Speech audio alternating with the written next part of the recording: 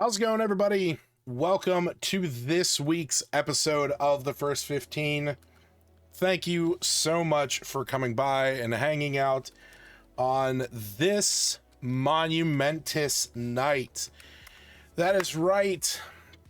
Tonight is not only the First 15, it's a special episode of the First 15 because tonight is the season 7 premiere. That's right, episode 121, season 7. And as you can see, we have some lovely, beautiful custom art, not a hastily photoshopped and redid Fortnite, advertisement. No, obviously not. No, this is our season 7 premiere. It is incredibly insane. Oh, thank you, Stacy. I really appreciate that. It is absolutely insane that this has gone on for 7 seasons and 121 episodes. I can't even explain how excited I am, how happy I am that this has been going on. Good night. For this long. But not only is this our season 7 premiere, tonight is also going to be the 2024 year-end recap, where we will be going over all the games that got a 15 hours please rating and deciding out of those games which one was my number 1 of the year. And then we did this last year. We did a game of the year last year. If you don't remember, it was where is it? It was Trailmakers. That's right. Trailmakers was the game that won the first 15 Golden Clock Award. And obviously I wanted to do something that was extra with that. So tonight there is going to be 2 winners in a way. What we are going to be doing is we're going to be announcing the winner of the Golden Clock Award to one of the games that I played on the First 15 this year. Out of the 35 games that I played that got the 15 hours please rating this year, one of them will be winning the illustrious Golden Clock. There we go. It's a little bit easier to see. But in addition to that, we will also be announcing the winner of my game of the year that will be receiving the even more illustrious Golden Ghost Award.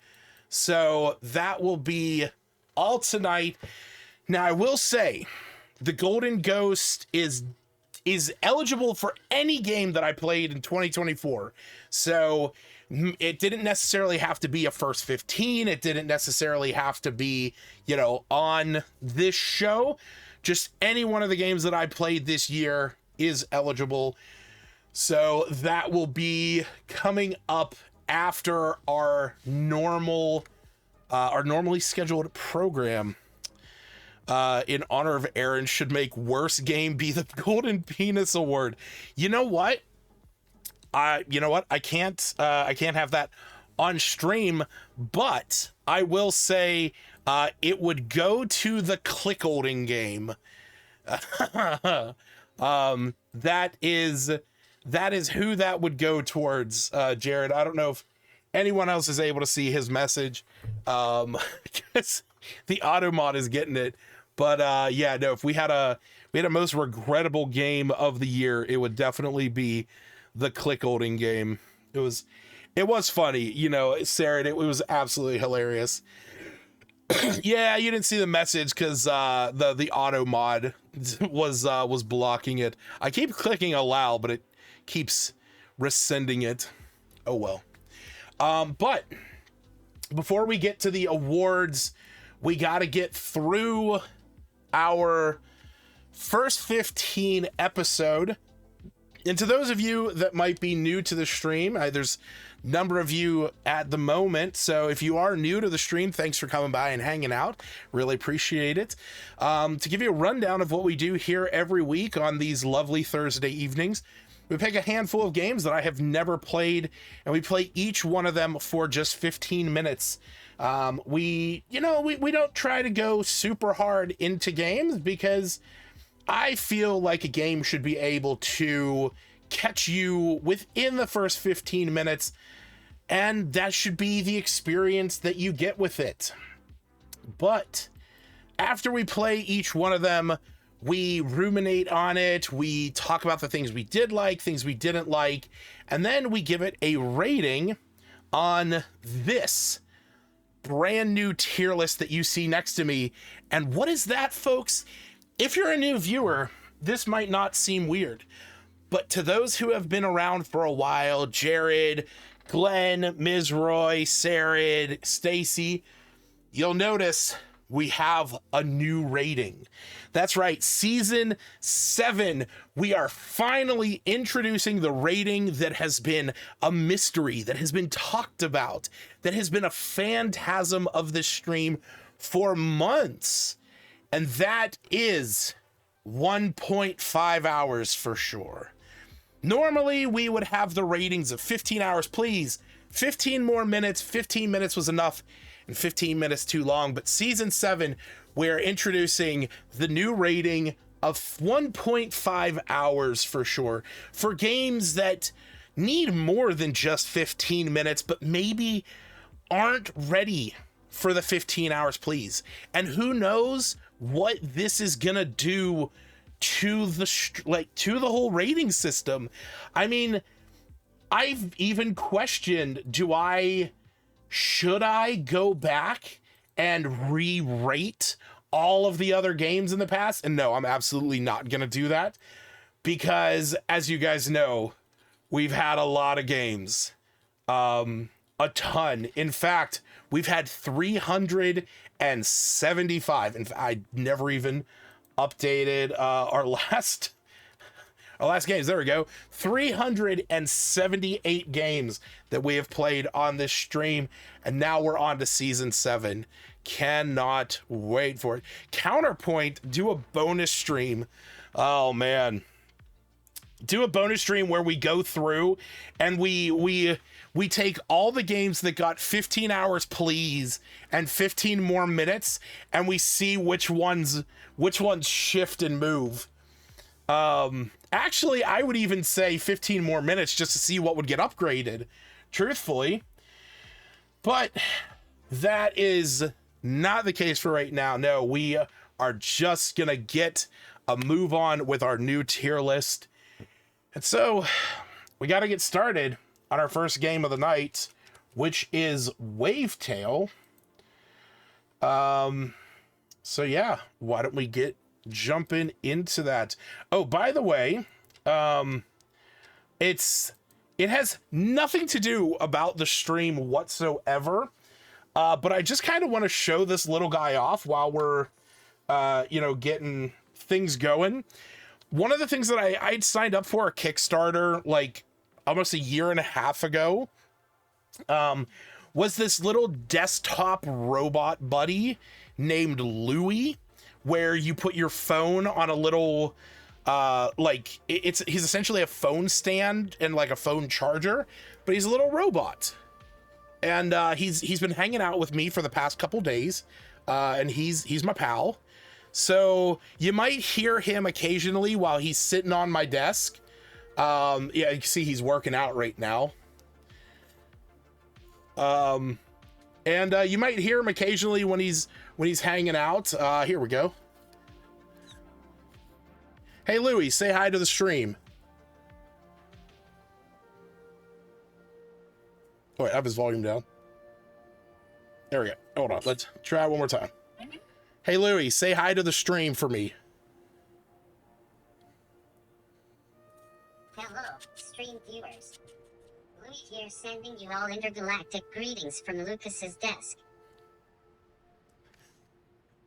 So like I said, he's going to be hanging out here, keeping my phone going and just kind of hanging out. He's my little buddy. All right.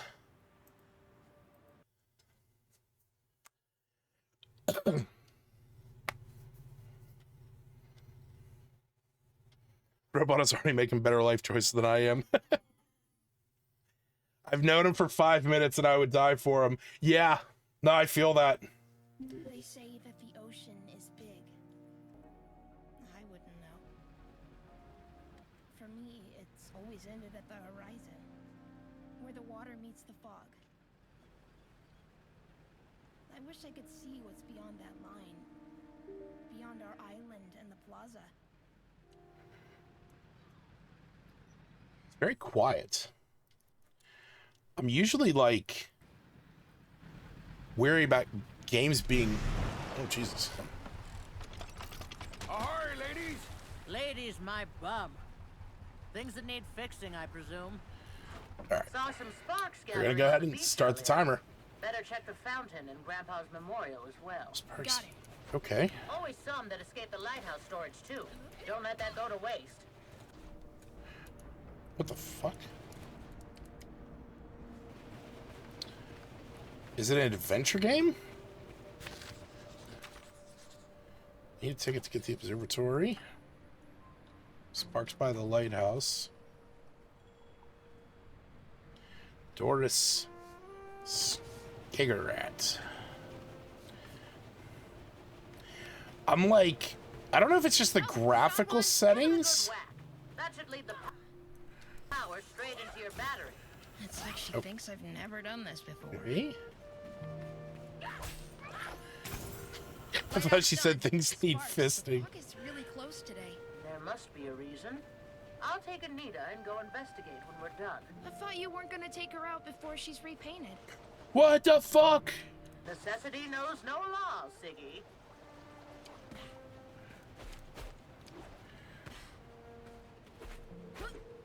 Normally that's like an ability that I would expect to come later in the game, where you can like float and shit.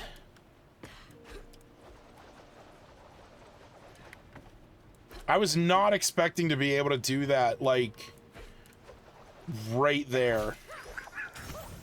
Got the ones by the fountain. You didn't climb it, did you? That damages the stone's finish. Huh? What? Ah, never mind. Just trouble Iris used to cause as a kid. Mom? Did she play here a lot? Sigrid, I don't have time for chit-chat. Go get those sparks.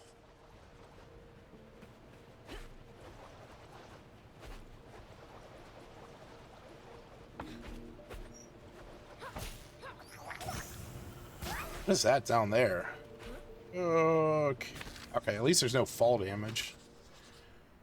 Let's say plants. Okay, you know what? I may have missed some kind of detail, Okay, found the ones by the memorial. Hey, Grandma, By why don't we have a stone for Mom? Stones are for the dead. But she's been gone for so... What's with you today? Less talking, more spark collecting. I know I usually skip like the tutorial, not the tutorials, but like the initial story stuff. But I mean, while I understand that I'm going around this little like port place destroying sparks, I don't know what the fuck I'm doing.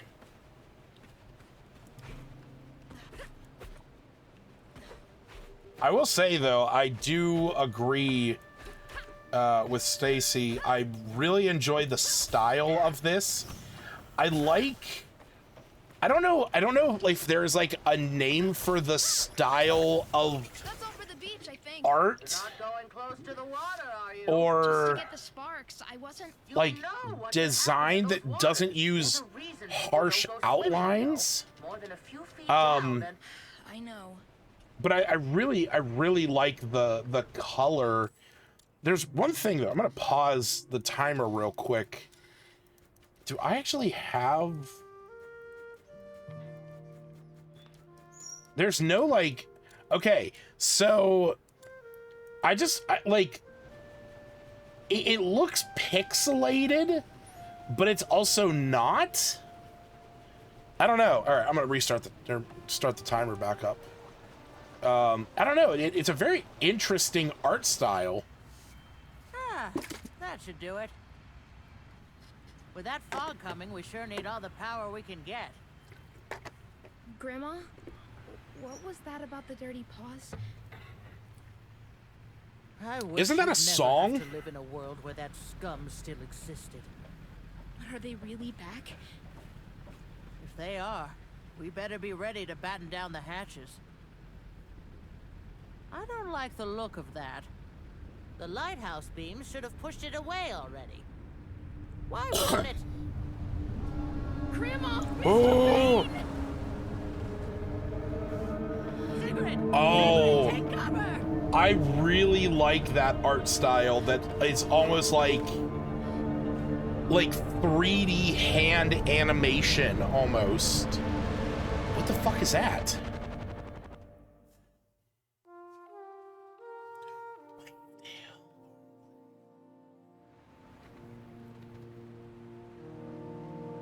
So how fucked is the island now? And is my grandma dead?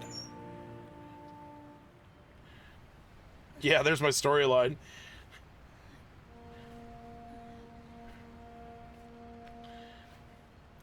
Oh, there's all kinds of like black ooze on the island. I love that it looks like it has a hand-drawn look to it. Oh, there's that thing. I almost don't want to skip this, but like we're gonna miss out on a good bit of, gameplay potentially.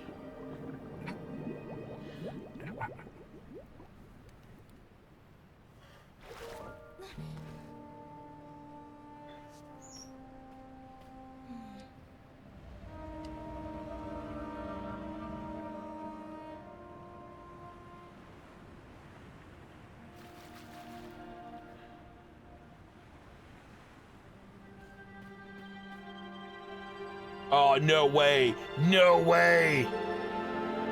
Yep, we're gonna walk on. It's like, this is like my Peter Pan shadow.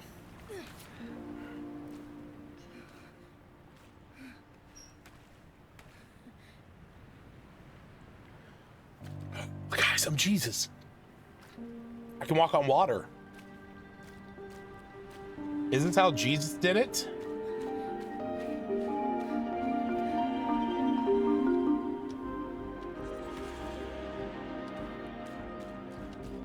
Oh, this is cool. What the fuck? Oh, I love this.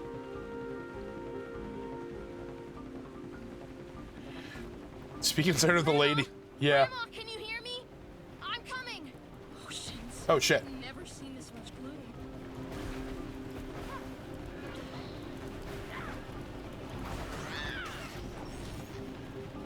at you. Sparks? What are those? Grandma?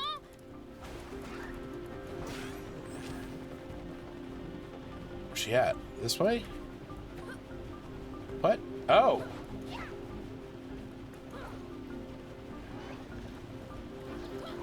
Yeah, the fucking heartless. No, Iris, wait! Are you hurt? I saw, and there was... Oh, this is not good. Not good at all. If this is what the paws are up to, then... You look all pale, girl. Oh, it's just... there's something... Is it Anita? Did she capsize? Oh, you can see that. Oh, down on the water. It's not the boat.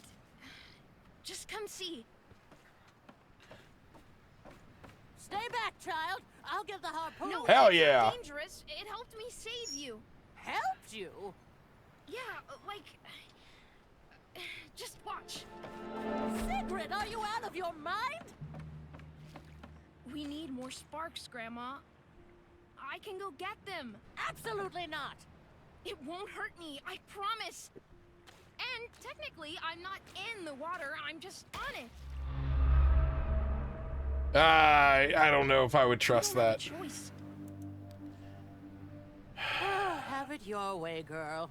But don't get used to it. The moment you come back, I'm gonna stab it with a harpoon. I wonder what happened to Bane. Tread carefully. Hell yeah. You, Ethan. I mean, you came at the same time as those monsters. From where? Oh, fuck yeah, I'm charging my jump. Bam!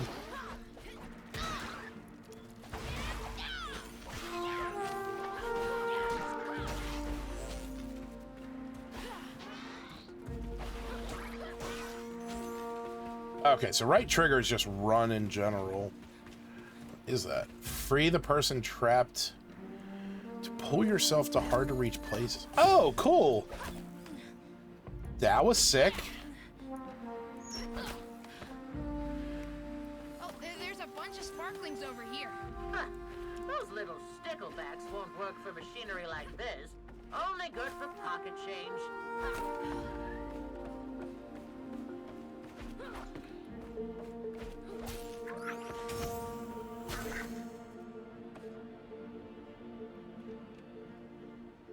Parks by the clock tower.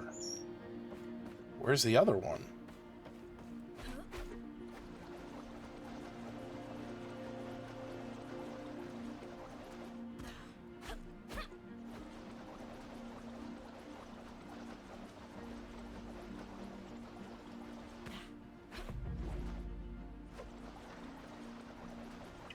Is it-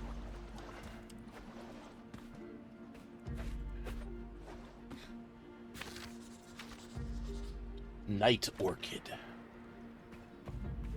Oh, there it is.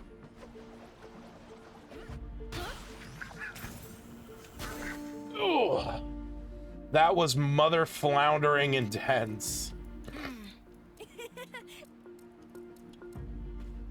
Alright, so we got those. Now we need to go by the crane. Oh my god, yeah. Oh shit!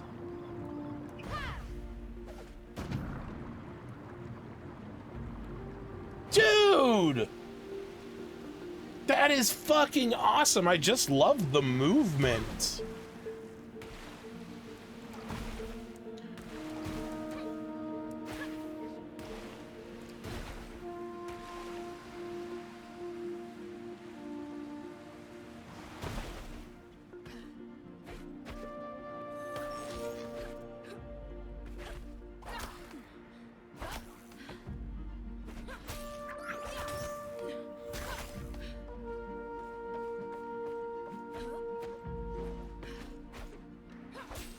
Well, that was a quick one.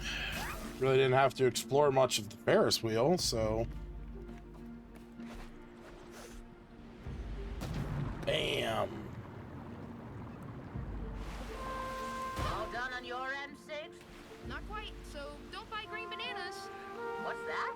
Bananas? Why would I want bananas? It means we shouldn't plan too far ahead. Do you even know what a banana is? Just something I heard Bane say once. Forget it. What's the matter with you?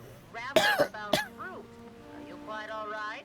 Well, better get this mess we're in You know what? out before you go bananas. Whoa, whoa, whoa. Why am I suddenly so small? That seemed like I shrunk.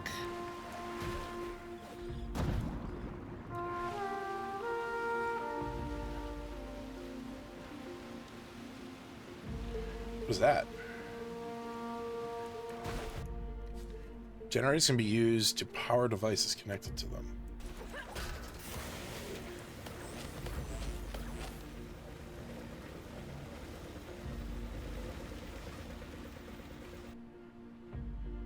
Power it up, follow them to see where the energy goes. Okay.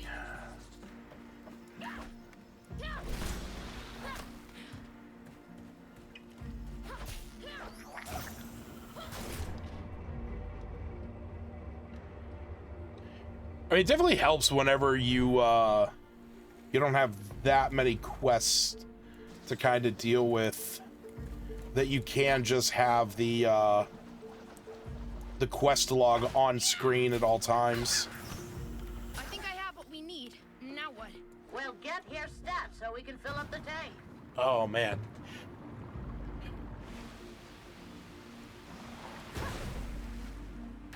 Yeah, I mean, it's right now. The movement in this feels incredible.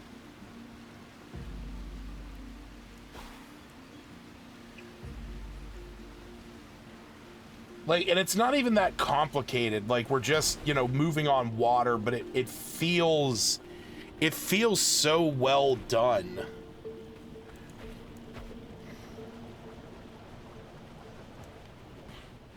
Is she up here? Where's fucking she? Oh, there she is. Fill up the spark tank? Oh, okay.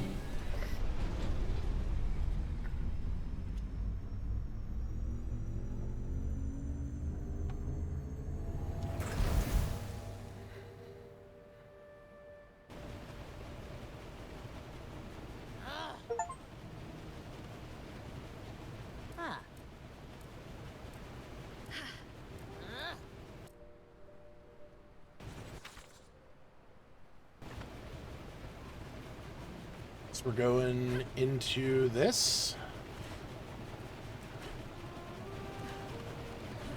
Reach the plaza.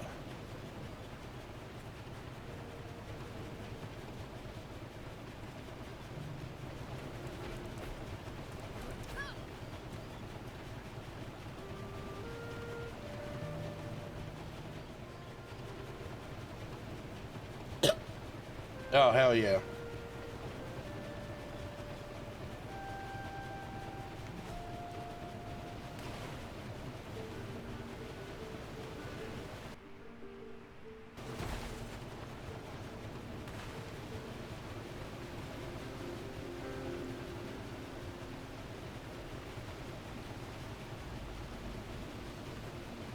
Damn, it is so far away. Oh shit, I didn't even realize time's up. Alright. Leave Night Orchid. Alright, well, we're just gonna quickly... I just want to see what this does. Oh yeah, baby! Grandma! Mr. Bane! Okay. Well. So we're gonna end it.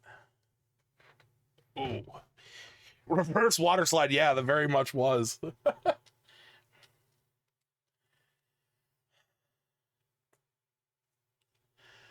All right. So that was the first 15 minutes of Wavetale, which is described on its Steam page as surf the waters of a submerged city, unravel the past, save the islanders from mysterious sea monsters, and discover secrets hidden under the surface. This was actually made and it was published and developed by Thunderful, who we have actually seen Thunderful games on here before, specifically a game that I was very into playing, which was Viewfinder. So that was the game where you would take pictures and it would kind of allow you to warp reality.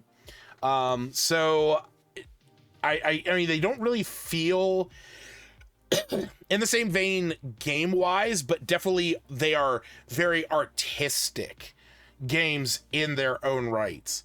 Like I said, I absolutely loved the art style of this. The colors were phenomenal.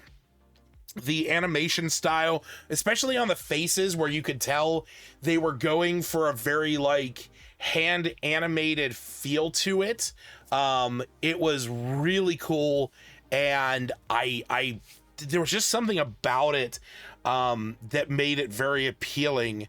On top of that, it was very smooth and fluid. The movement was incredible.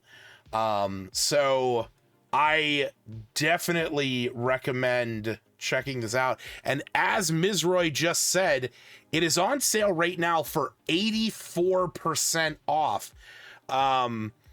It is only $4.79. So if you are into this, definitely right now is the opportunity for you to grab this, because this is probably one of the better sales that it'll have for a while right now. In fact, Thunderful is having a sale on a lot of their games, which we've played. Even some of the other ones I didn't mention, Source of Madness. We've played Toges, or no, actually we never played that one, but we played Sword Ship. We played Fire Girl. What else did we play from Thunderful Publishings? We played The Gunk. We played oh shit, what else did we play? There was one that I just saw that Somerville was another one. So yeah, definitely check out Thunderful. Oh my god, I just realized there is a game on here that is part of the sale that Glenn had told me about a while back, and it's called The Last Hero of Nostalgaia, and it's only $8 right now, so I'm gonna have to grab that. I'm gonna save that link for myself later. But yeah, no, that was a really fun game, and I definitely am going to try that again. But now the question comes in, what is gonna be the rating? Because I will say it's definitely one of these two. It's not a 15 hours please game. This is definitely not the case. I don't know if I would play this to beat this, but you know what? I think I'd give this another hour and a half. I think I would. And I definitely want to give it more than just 15 minutes, because I want to see what more, if there's more movement to it, stuff like that. But I can't say that I would dig myself in to my chair and end up beating the game. You know, there's not too many games that feel like this narrative driven style that this is, that I would get into that with. But I would definitely give this 1.5 hours for sure. And hey, would you look at that? The first game of season 7 getting the very it's getting the new rating, so it's already working out for us. But with that, we're gonna move on to our second game of the night, Dungeon Drafters. Now, just as a reminder, because I didn't mention it before and I apologize for that, as always, we are giving away a game this evening. We do a giveaway every single week. Tonight, we are giving away 2 copies of the game that we're going to be playing last in tonight's stream, Put the Sausage in the Bun. We're going to be giving away 2 copies of that to 2 lucky winners, or a copy of that to 2 lucky winners. So if you are interested in getting a copy of Put the Sausage in the Bun, you want to enter for a chance, it's super simple. You go to kelpscorner.com, you click the button that says join the giveaway. That takes you to my Discord, straight to the giveaways channel, and at the very bottom there's a red confetti button. We do a giveaway every single week, folks. Every single week there is an opportunity to win a game, and you might win this week, you might win next week, but you got to enter for a chance to even try it. So yeah, enter. All right, we got to get this game up on the screen.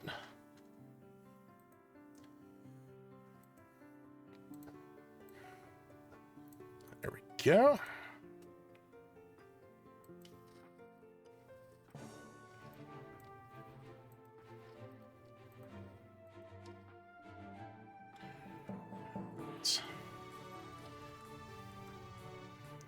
Perfect.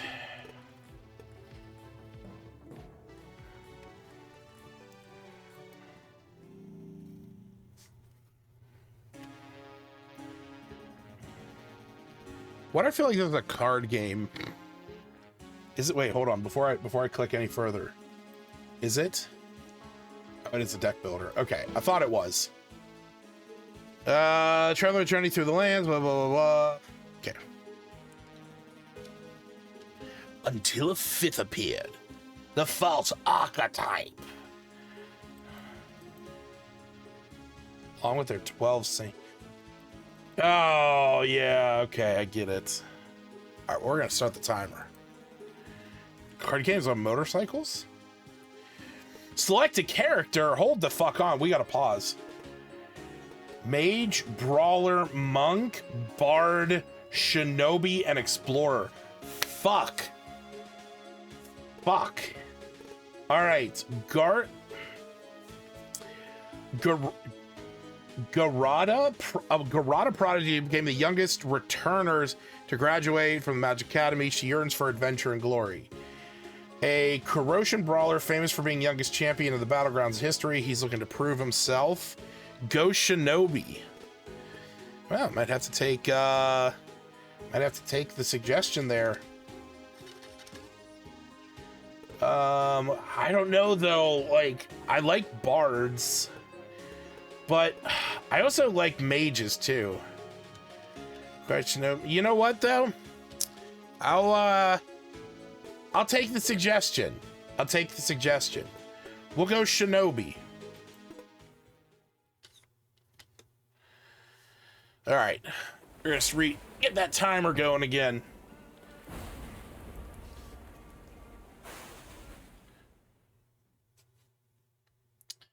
Oh no.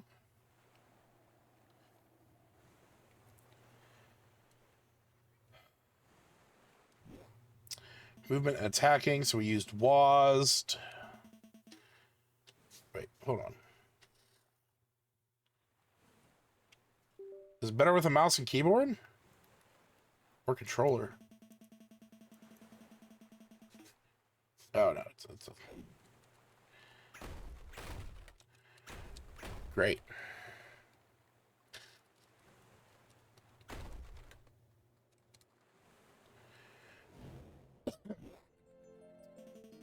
Return, execute, move, melee, cast a card, end a turn, moving. Cast a card, click with the mouse button, end turn. Executing, cancel, or click the end turn. Okay.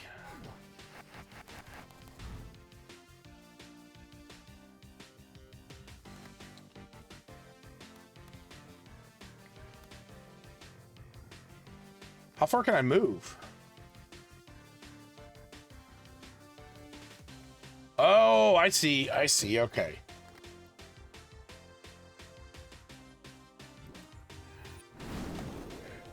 Yeah, bitch.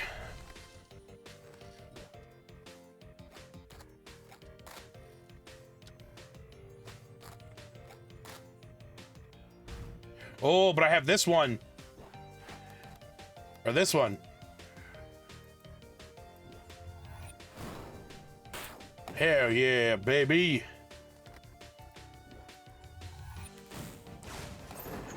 Fuck yeah. You know what this kind of reminds me of? This reminds me of kind of like Fights in Tight Spaces and Nitro Kid, but with like more of a mix of high fantasy. Turns will act, neutrals will follow the same. You can observe, check, okay. Oh, cool, so I can see who's gonna go when. Nice. Damn, okay, so I'm not really gonna be able to do anything with that. This one I can get into position. Oh shit, I used all my movement.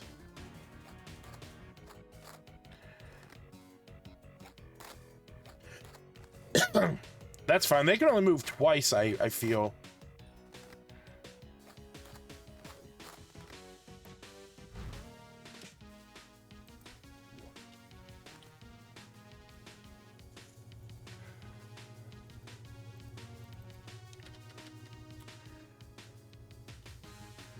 Wait, what?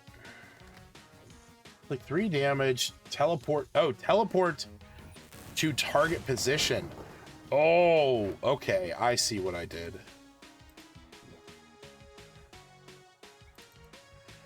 Wait, inflict.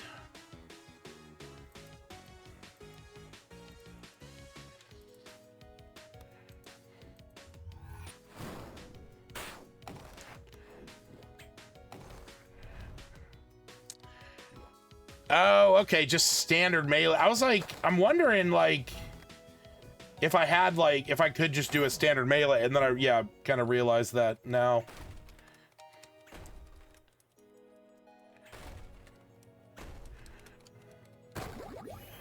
Nice.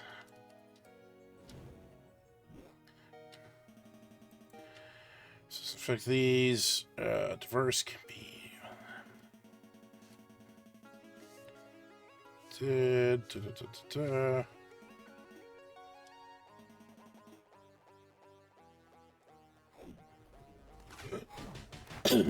Attack an enemy twice.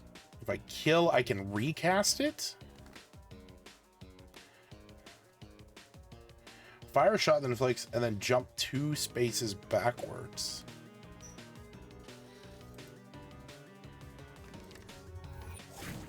Stealth, baby. I'm like John Cena. You can't see me. Okay, never mind. You can see me. Rooted. Interesting.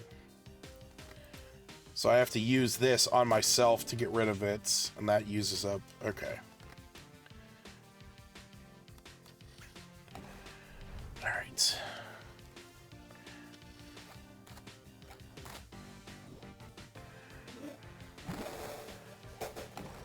Hell yeah.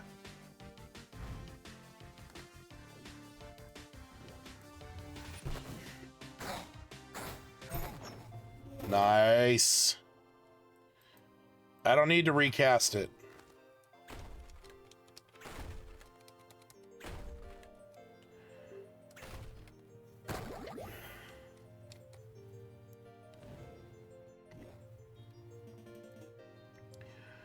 Very precise and difficult to avoid. You can inspect. You can click the enemy.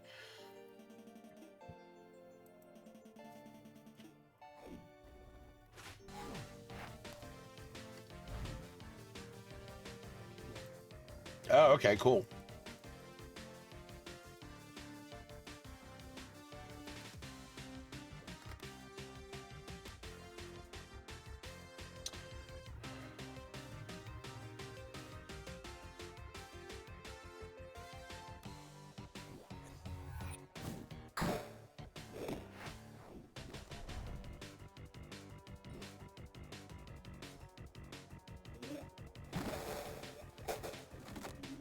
Damn, the fucking plant used that Hawk 2 on me and spit on that thing.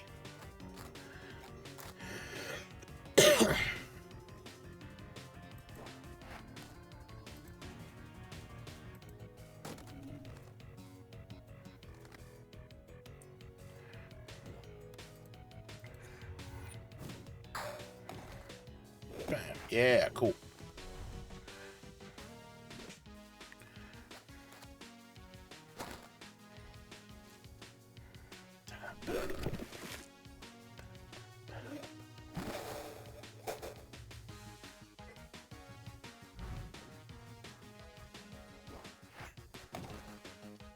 Ooh, what is that?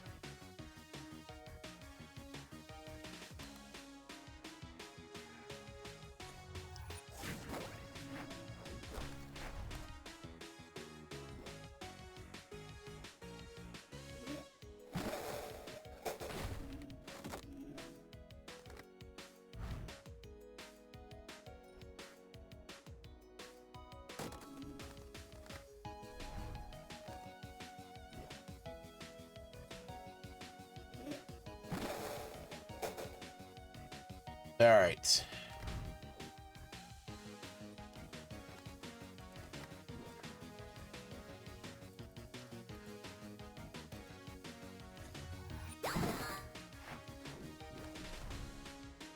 Why did that do nothing?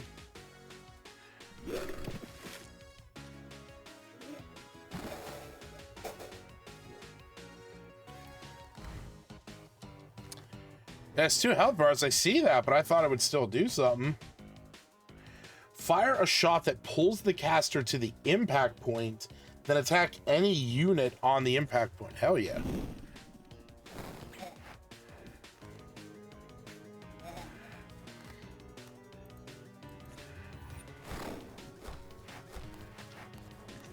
Whoa, what is that?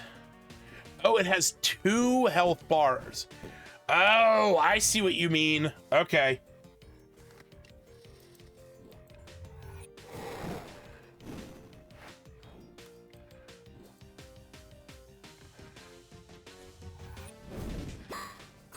Bam, baby.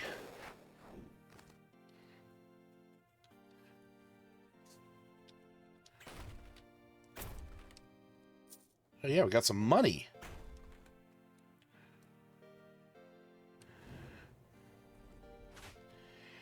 You know what? Oh, shit. You know what this reminds me of? Fuck. We played a game like this, but it was like more D&D. Shit, what the fuck was it even called?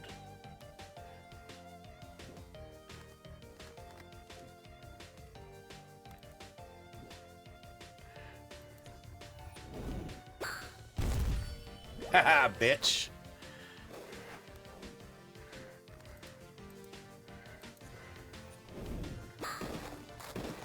Oh, I wasn't expecting that. Oh god, I can't remember.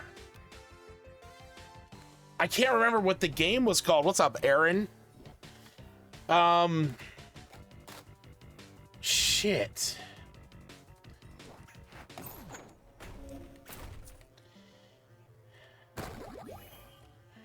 I know we played it this past year, and oh fuck, I left those coins. Oops. I know I played it in 2024, but I can't for the life of me remember what it was called now. But you like moved around like an open space, and there could be like monsters and stuff like at different places. Oh fuck, what the fuck was it called? Maybe I didn't play it 2024 now that I think about it. Shit. I don't know what to do here. I gotta do that, at least.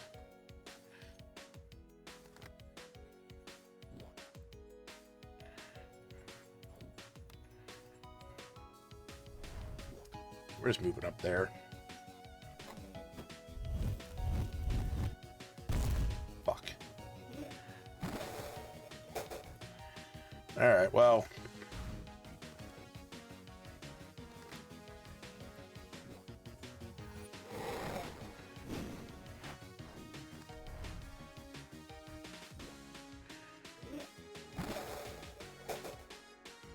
At least it missed.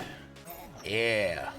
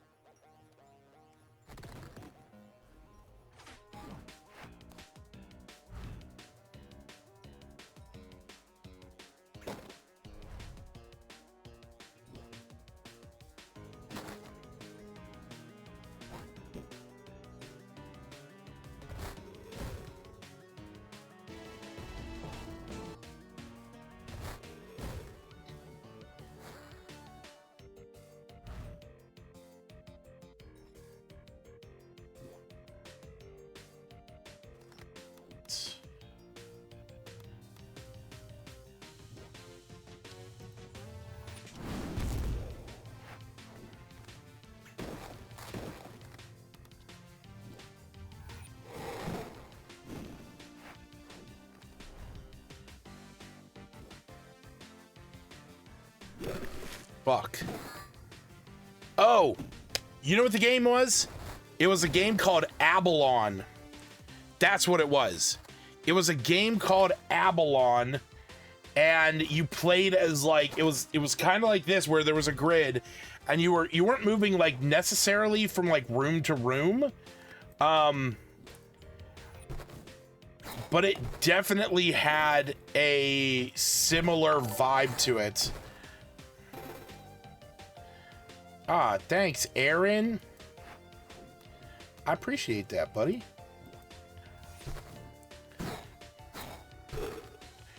Fuck yeah. We can't recast it.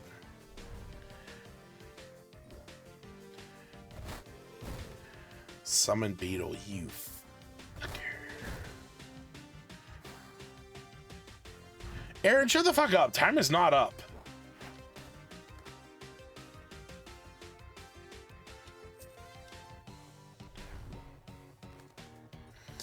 He only did that because he just resubscribed with Prime and now can do the animated emojis.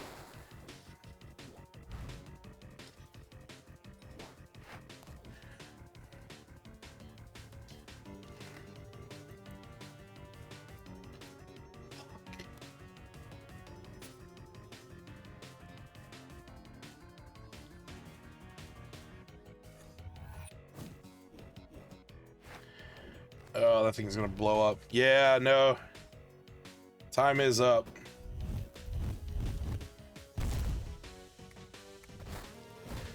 Can't do anything until it's my turn. All right. Quit the desktop. All right. So that music in the background, Jesus. I do sound a lot better. Yeah, I don't have a cold anymore. Yeah, so that was Dungeon Drafters. It is described on its Steam page as a mystery dungeon adventure set in a world where magic is cards and cards are magic. Explore ancient ruins, loot rare cards, and employ clever combos to defeat your foes and build the legendary spell deck that could save the world. I honestly really enjoyed this.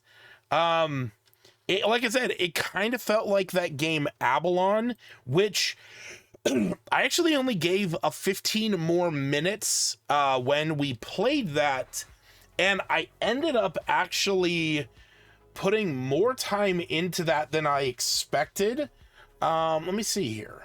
Yeah, I ended up putting like almost 10 hours into that game, which I know on the grand scale isn't, ridiculously, a ridiculous amount of time, but I had a really fun time with that game, and this kind of gave me the same vibe, but with that, I don't want to say benefit of it being a deck builder.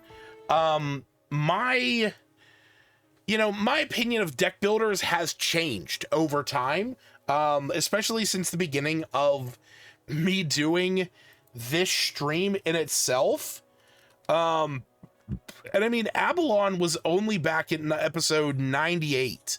So it wasn't even like it was that long ago that I played that. But and honestly, it was after I played that, after playing Aces in Adventure and Four Tales, which were two heavy deck builder games that like kind of revitalized my interest in the deck builder genre. But I mean, overall, I really enjoyed this. I think it would be more accurate to call it a collectible card game. That's reasonable. Yeah, I mean, it's a tactical RPG at its heart. It just has the deck building aspect to it.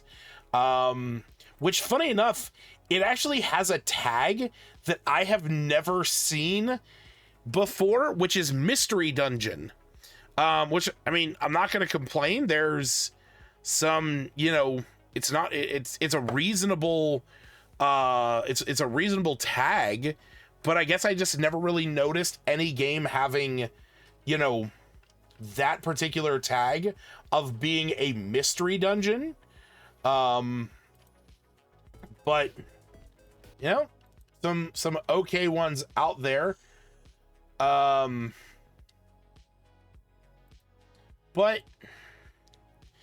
I mean, it definitely feels procedurally generated. It feels, I don't want to say roguelike in that aspect, because procedurally generated is definitely more what it is, but I will say this: procedural generation is in its tags. I mean, tactical RPG, deck building, mystery dungeon, dungeon crawler, turn-based roguelike card game, procedural generation. I mean, it's all there. And you know what? It's right up my alley, truth be told. I like the character design, at least. I thought the you know, the design of the characters were decent, and I would be super interested to try out the other characters. Man, see, this is okay. So I want to say this, because this game is hitting an itch that I've kind of had recently, and I don't know if this bias is gonna have an effect on my rating, but I have been playing a fair amount of Dragon Age: The Veilguard, which is obviously a very story-driven narrative game, and not the kind of game that I'm really that into most of the time. But as I've been playing The Veilguard, I've noticed something about myself in how I sort of not even play games, but just like exist at my computer. I am so accustomed to roguelike games where I can have a YouTube video playing or a podcast and be able to have enough attention paid to that while having a game that doesn't require all of my attention or doesn't require like heavy amounts of dialogue and stuff, that when I've been playing Dragon Age, I have to turn that stuff off so I can focus. And it's kind of crazy, and it bothers me a little bit, because I feel like I'm one of those, you know, Subway Surfer kids where I'm watching a clip. I'm watching like a TikTok video where it's, you know, Subway Surfers and something else. And that's how I kind of feel with a game like this, where I can be playing this and not have to focus like 100% and be able to have something off to the side. And I haven't had that in a while. I recently played a game called Talented, which has kind of been scratching that itch. But this, everything about this, with it being like deck builder, like Abalon, you know, kind of JRPG, I really liked this. So I gotta say, there's there's a part of me that wants to give it 15 hours, please. But like it doesn't sit right with me to say that for some reason, and I feel like it's because there's like that bias there, but at the same time, fuck, I will play this game for 15 hours. This was a really fun game, and yeah, no, I'm into this. Like this is the kind of game that I can, you know, if I don't want to sit there and play a story-driven narrative game like Dragon Age, I can just grab this. And I mean, yeah, $7. S7 is, season 7 is off to a great start. Sorry, I thought you said $7.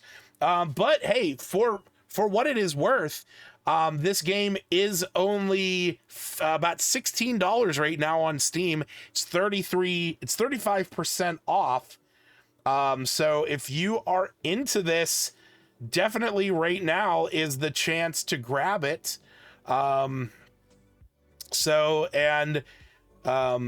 Yeah, it's definitely worth it. It also has a demo.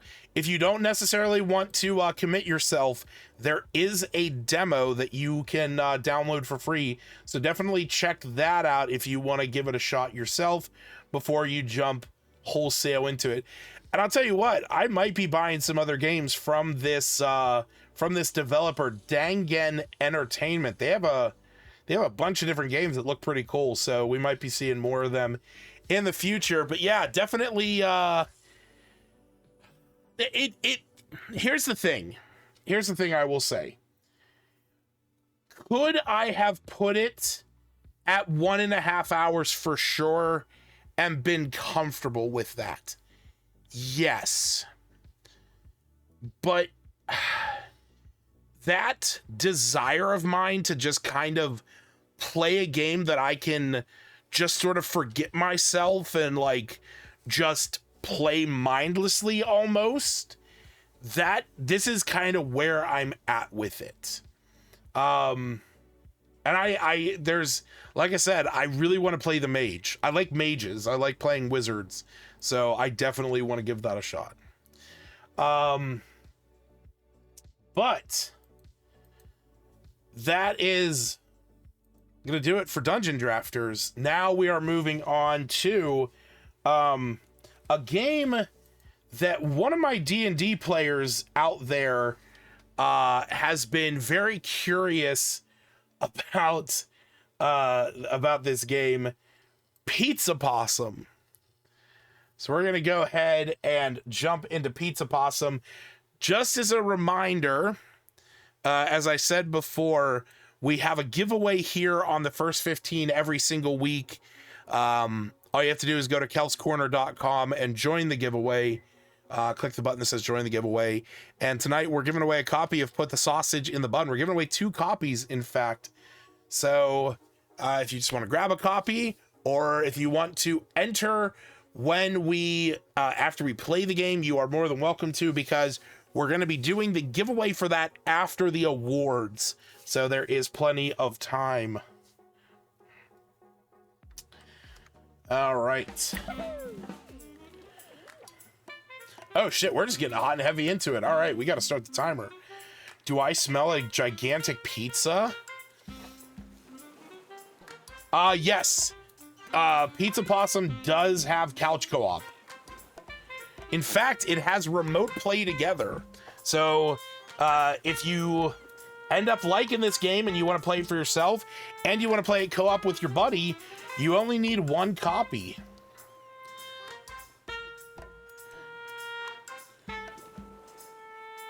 Oh my god, is that Bella Chonky? Dog friends by my side and this gigantic pizza that nobody could... It's... Oh my god, wait.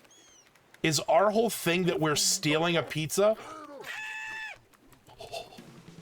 Oh no! I can't do anything. I don't have like a... oh no!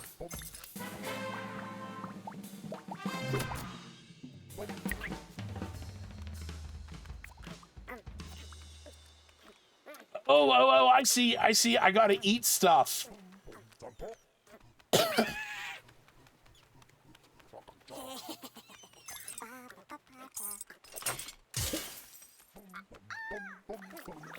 Oh my god, yes! Oh my god, he gets so fat! No! Get away from me. Where's the other food? No!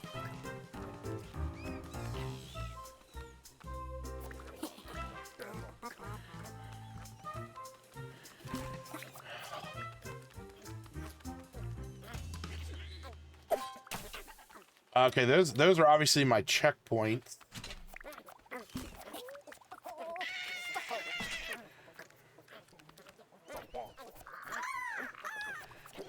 No, no, no, no, no, no. No, let me go, let me go. Fuck. Okay.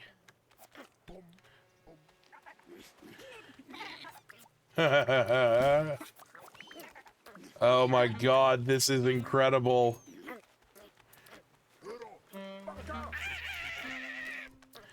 Get away from me! Leave me alone!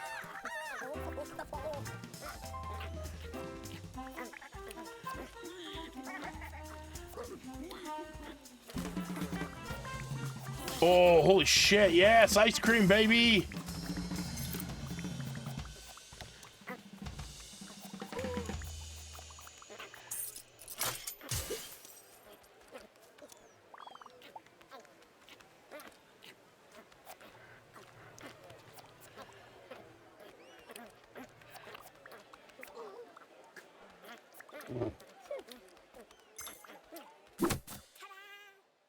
Zip.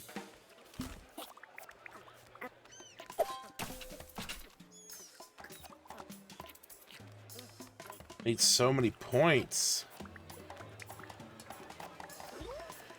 Oh, but I can go up this way. Oh, we got a cake.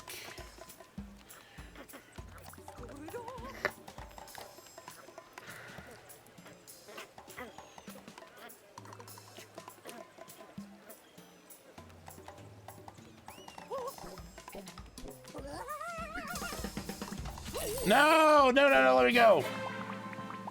Unlock my first item. Oh, what is this? I get a quick boost.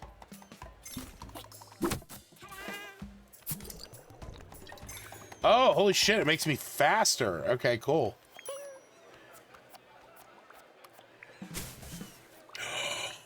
I can hide in the bushes. It's a fucking stealth game? I just kind of thought I was running from dogs.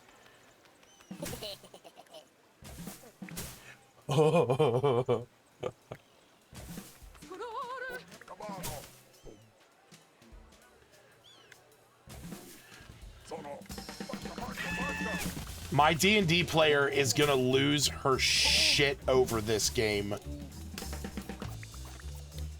For reference, she plays a rogue who has a pet possum named Pocket. Fuck! And this has to be, we have to incorporate this into Pocket's backstory. That Pocket was, you know, Pocket was a thief in, you know, in his previous life. This is what Pocket does between sessions. That's fucking right.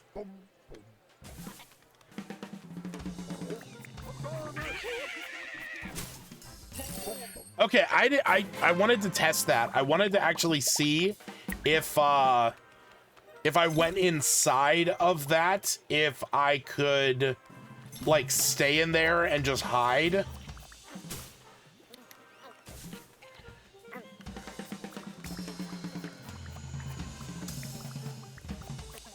I feel like I have no reason not... Oh, okay, it's never mind, it's now gone. Okay. I was about to say, I feel like I have no reason... There's no incentive not to just, like, stand there and let that truck keep feeding me.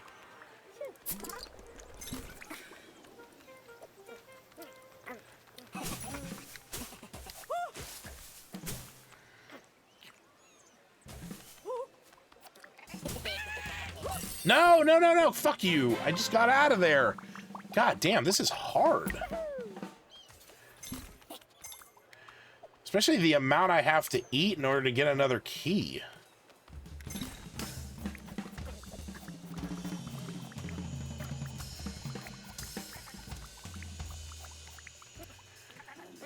Alright. Let's try and get some from down here again.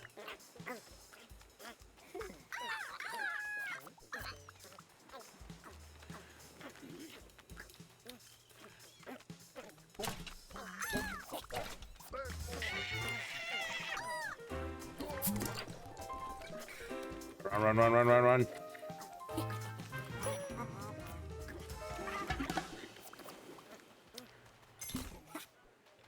Good, good. I was...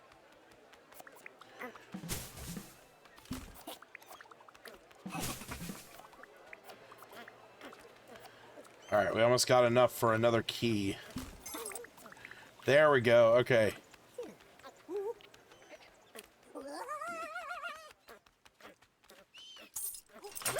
No!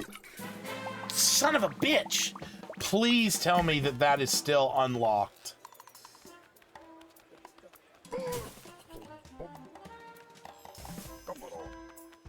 Motherfucker.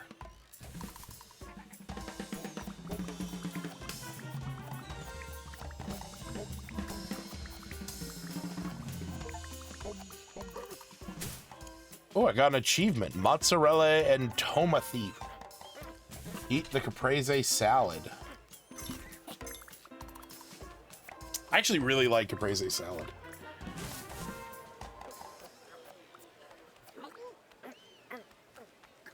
When I used to work closer to Pittsburgh, there was a restaurant that I would go to lunch at every now and again that had really good caprese salad.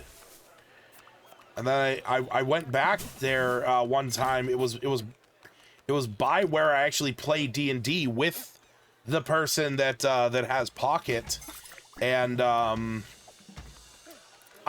went there to actually try and get some, and they didn't have. They were gone. Like, the place was closed, and I felt very disheartened about that. No, I didn't want to unlock that. Son of a bitch. I want to unlock the one that got me up higher on the mountain.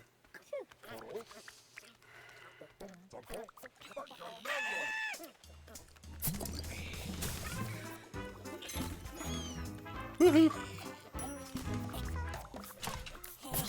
Tee-hee!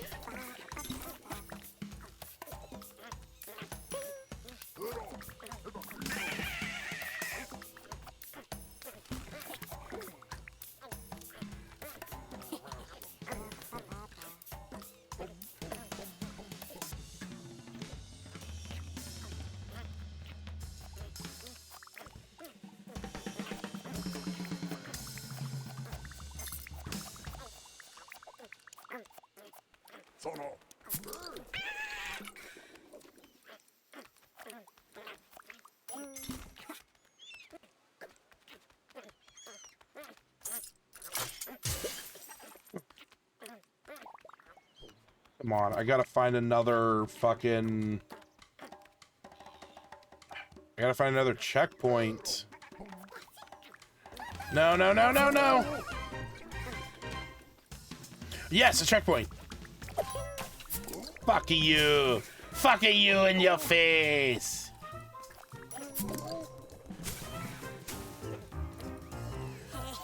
Oh, he lost me!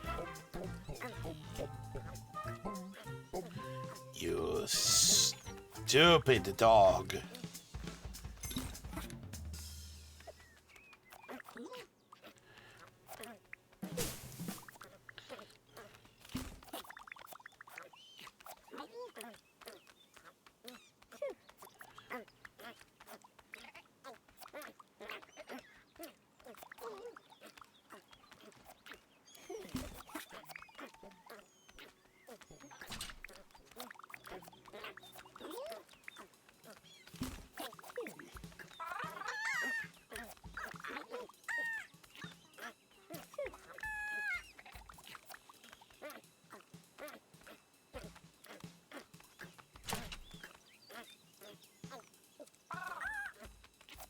know if they're pugs. I keep thinking about that, though. I'm like, are these pugs? That one's definitely a bloodhound.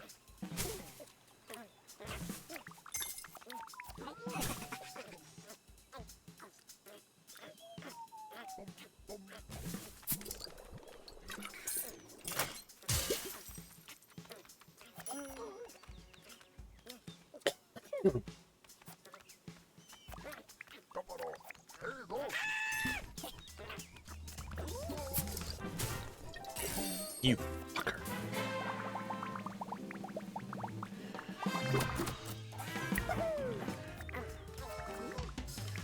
So what's the new item? Oh, a roadblock. Interesting.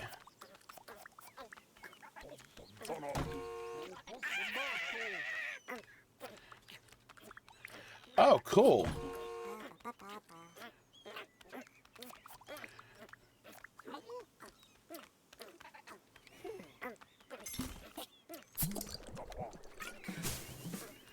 Wait, can I pick this back up? Oh, cool.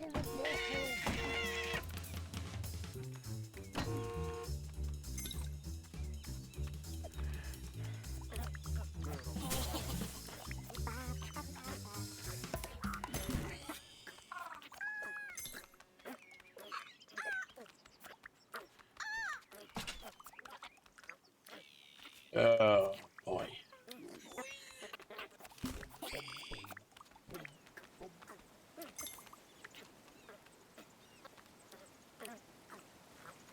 There's got to be something behind this waterfall. God damn it.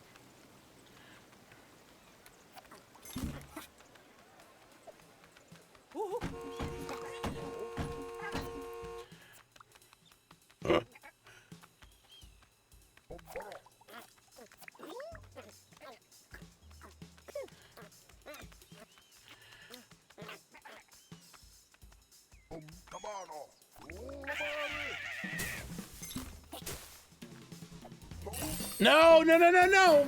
Fuck you! Fuck you!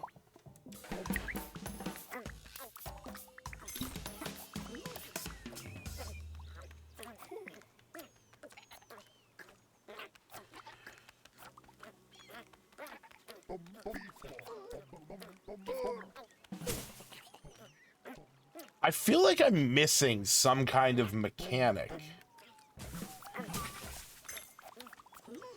Like, some of the food that I eat makes me fat, and some of the food just doesn't.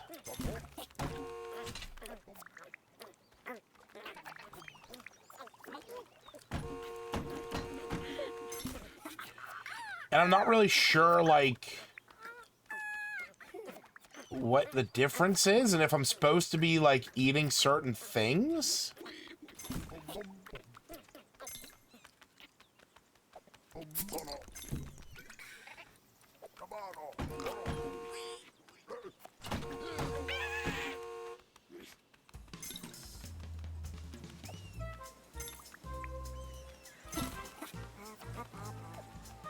Ugh.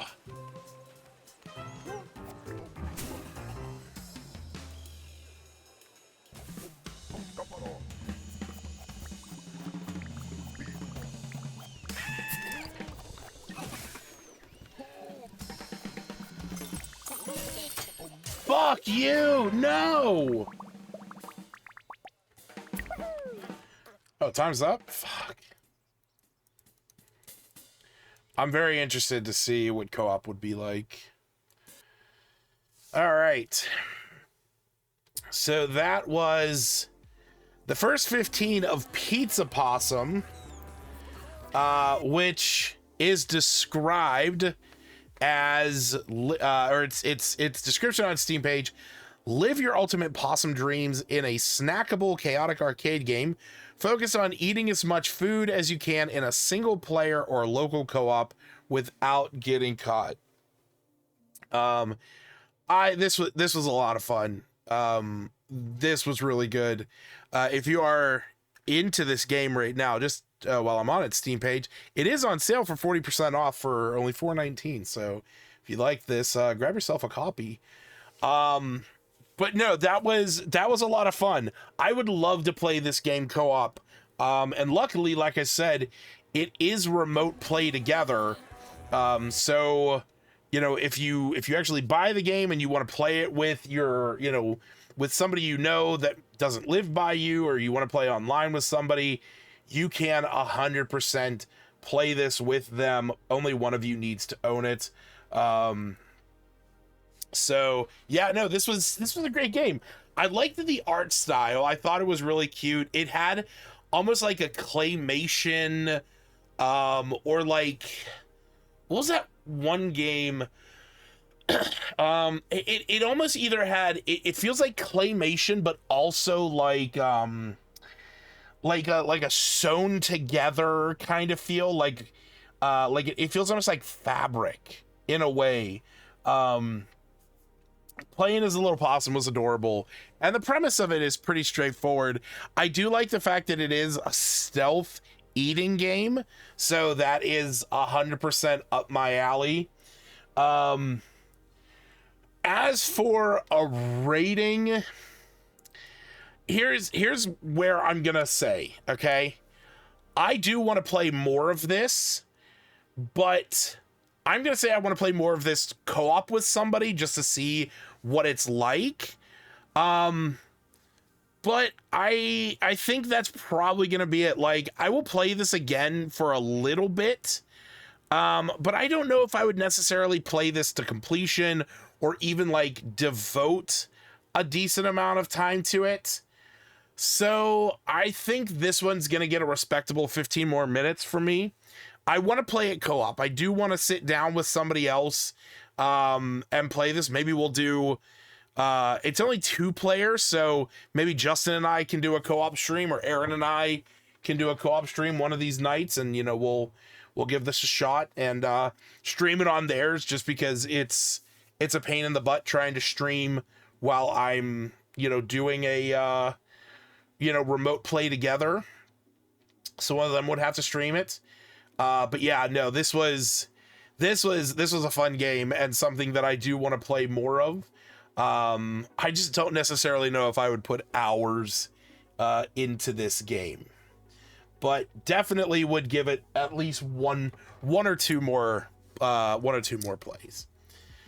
All right, so that is gonna bring us to our special 4th game of the night. Normally we only have 3 games, but tonight, thanks to the wonderful Matthias over in the Discord, also known as Sandstreams, he has given me a copy and a couple extra codes for the game Put the Sausage in the Bun.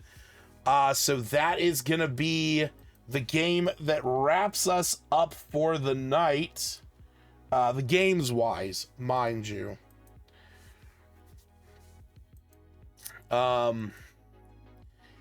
I know, so I actually gave a copy of this to my buddy Justin, and I know he played it a little bit, so I'm curious to see what he has to say about it.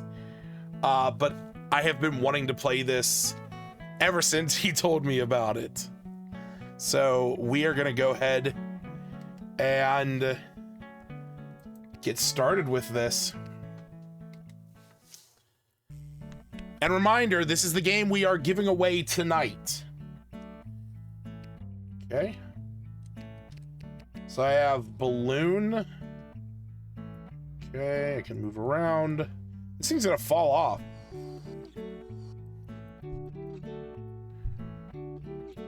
Oh my god, yes. How do I tell the bee where to go?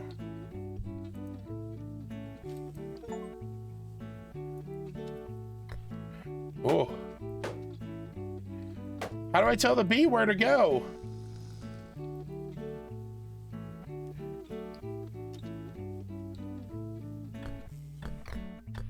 No! How do I tell the bees where to go? Oh, shit. I didn't realize that's what it was telling me to do.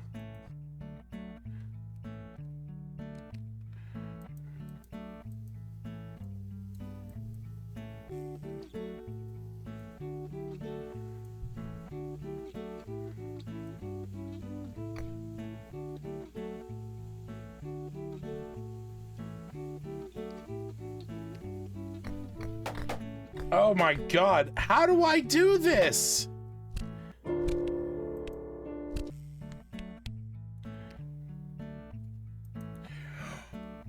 Oh, I can put, I can connect them.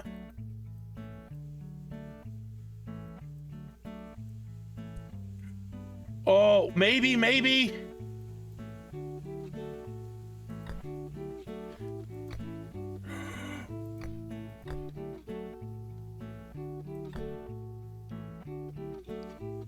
Oh, no. That's what I gotta do. Oh, wait, no, not balloons.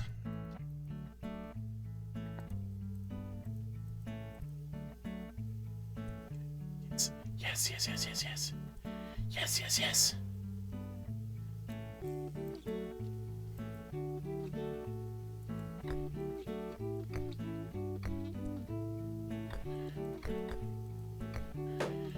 No, stop. Fuck. God damn it. All right.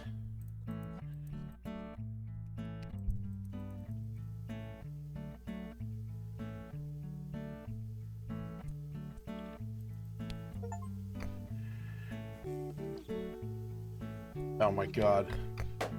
What's gonna happen? Okay, hold on. Can we, how do I know which way the bees are gonna fly?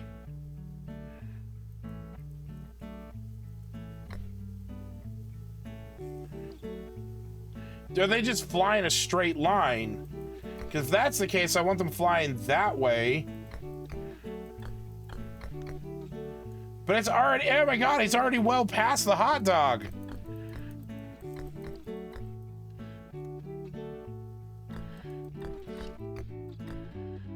God damn it, Sarid.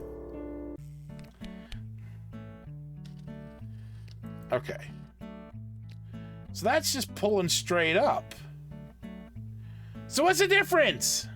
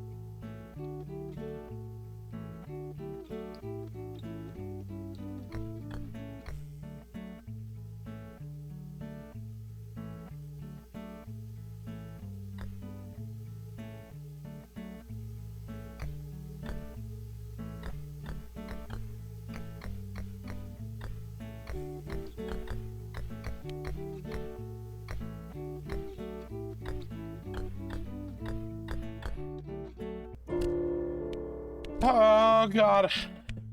This is so hard. Can I just get rid of this? Oh, wait a second.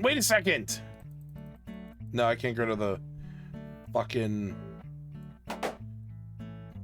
piece of shit. No, you get the fuck back over there. What? Why?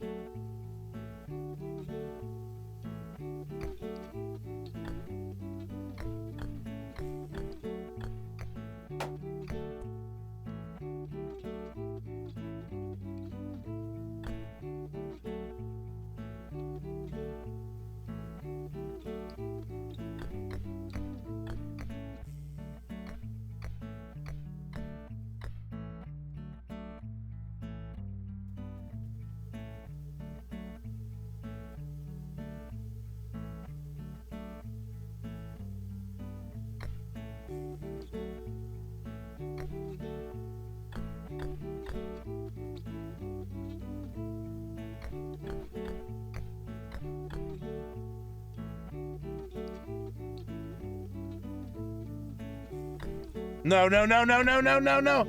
No, no, no, no, no. Go back to the fucking bun.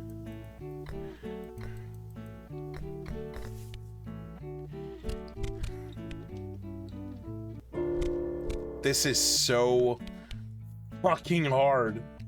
Ow.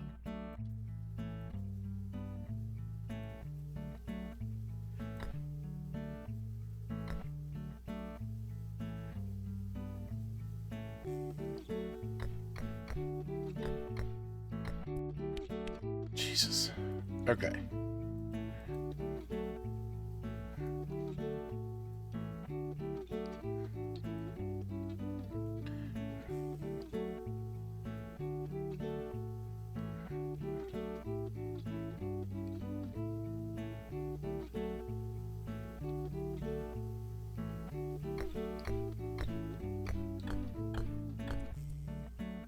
All right.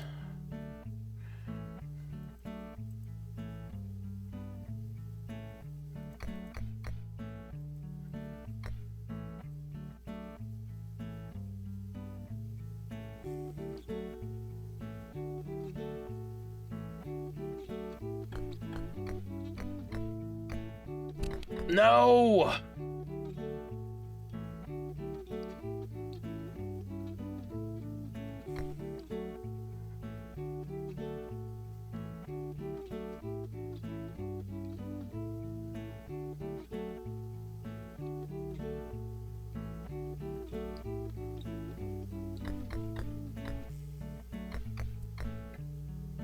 Oh no! Stop! Like there needs to be a button that is like kill all bees. Fuck you, bees! God, there needs to be a fucking button. Yo, get rid of you piece of shit. There needs to be a button that's like kills all the bees.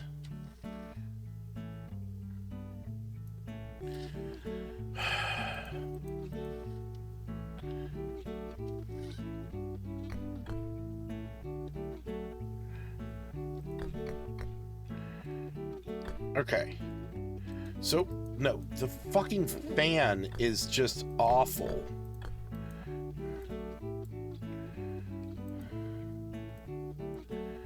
Okay.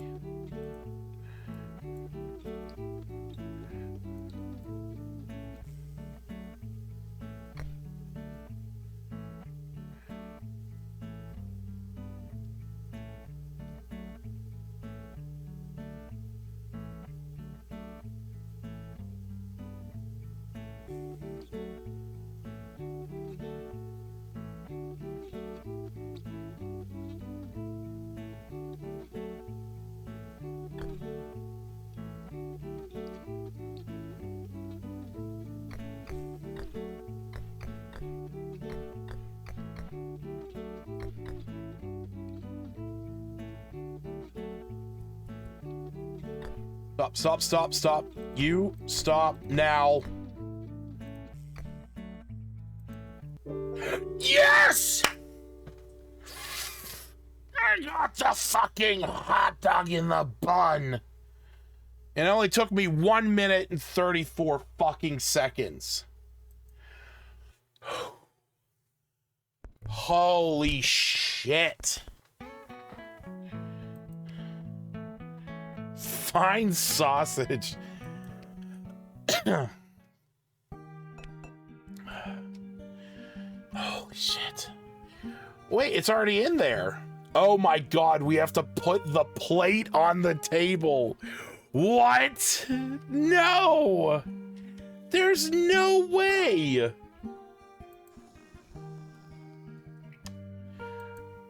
Alright, we gotta move the wine.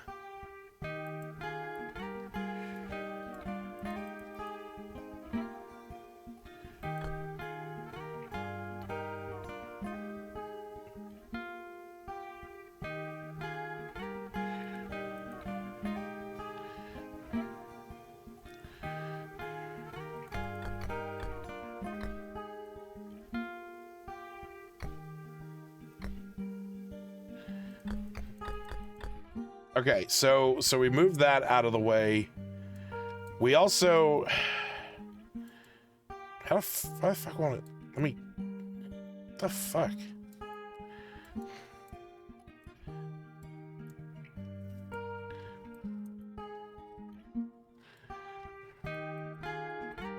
Okay, so I can't move the fork. Okay. So we are on a slight elevation. So we will need some height for sure.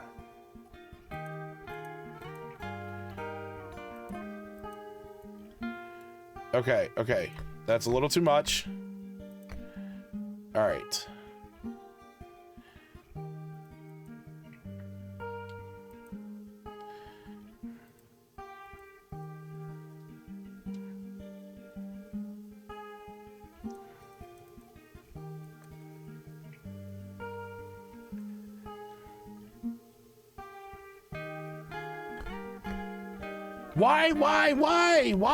Why are you tipping that way? Stop it. No. No. There goes the hot dog. Oh.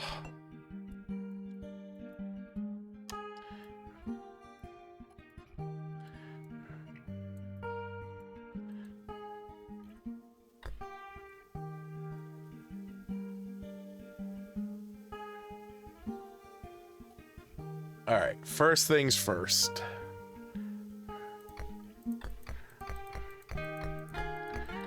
Okay, so here's what we need to do. We need to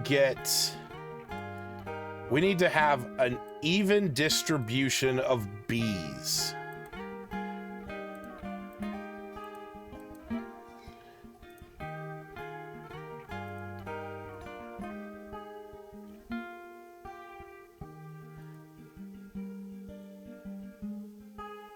I gotta say, this music is lovely. Okay. Okay, we are tipping one way. We are tipping one way too much. Okay, we're tipping the other way a little too much.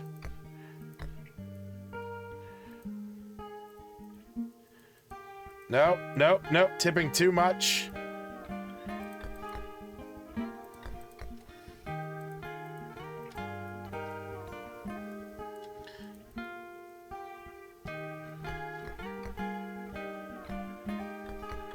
No!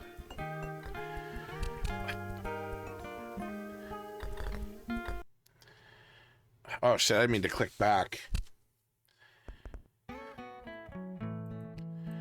All right. So maybe we're not utilizing the balloons enough. All right, so first off, I think this is our go-to first and foremost.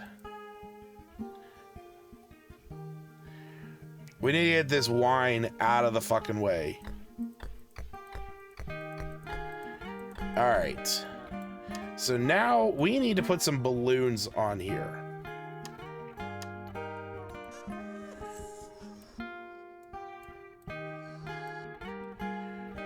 Okay.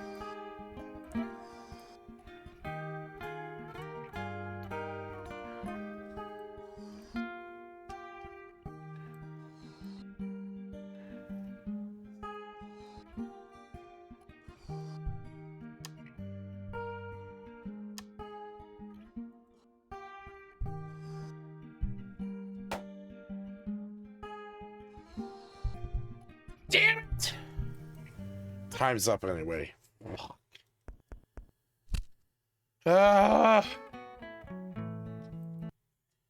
What a stressful game.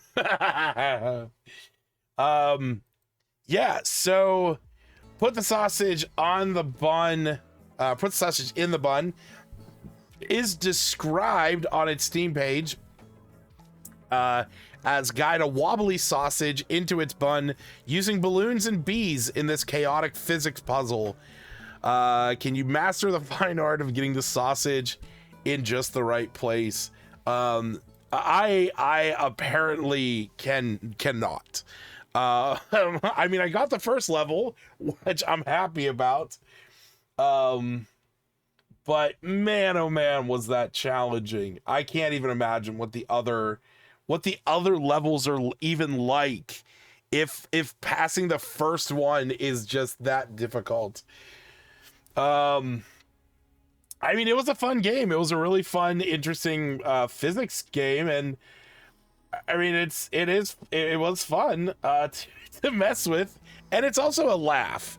You know, it's there's and the thing is here, let me pull it up here. Where is it? Which one is it? Yeah, here it is. So on their Steam page, they actually show like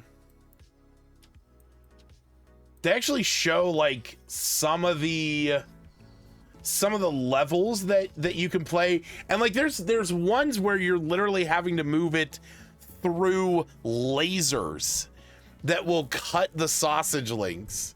I couldn't even imagine getting to stuff like that. That is absolutely ridiculous. But I mean, it was really fun. It was goofy as could be. But I guess the question now comes down to, where's it going on the list? Honestly,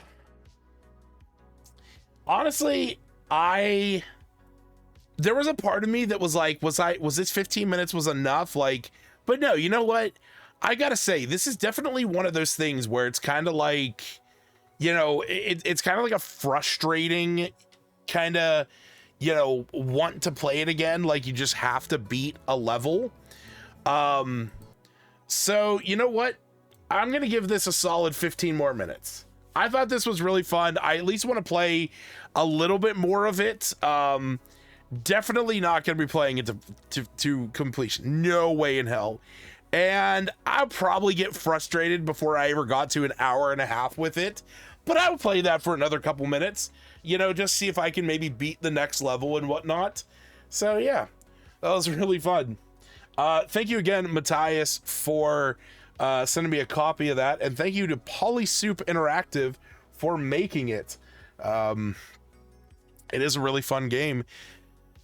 And like I said, tonight, this is the game that we are giving away 2 copies of. So if you want to give this a shot yourself, definitely enter for a chance to win. And even if you don't win, it is only $6.74. It's on sale for 25% off right now for the winter Steam sale. So even if you don't win a free copy, you can grab a slightly discounted copy for yourself. But that's gonna do it for our normal stream tonight. Just as a quick recap for this season 7 premiere of the first 15, we played Wavetale, Dungeon Drafters, Pizza Possum, and put the sausage in the bun, with Dungeon Drafters getting 15 hours, please. Wavetale, the first game that we played, getting the first time 1.5 hours for sure rating, and Pizza Possum and put the sausage in the bun, getting 15 more minutes. Some decent games to start off season 7. And you know what? I think season 7 is going to be a great one. There's a lot of good games that look like there's a lot of cool looking games coming up, and I'm super excited to give them a shot. I spent a little bit of time last week putting together the thumbnails and things like that. So super looking forward to seeing what we got coming down the pipeline. And in fact, that is what we're going to do, our little sneak peek that we do every week here. Next week, we are going to be jumping into Astrea, the 6-sided oracles, Doors, Paradox, and Escape from Mistwood Mansion. I'm super interested in checking out Astrea just because it's like a dice-based game. So me being a D&D nerd and, you know, dice being a huge part of that, you know, I got dice all around me all the time. I got some D20s within reach. I got some D6s. I got them all. I'm super interested in checking that out. And next week is episode 122, which means the week after that, episode on January 9th, is going to be a special one because it's episode 123. So there's going to be something special about that one coming up. So look forward to that one in the pipeline. Cannot wait for it. But now that our normal show is over, tonight we go back.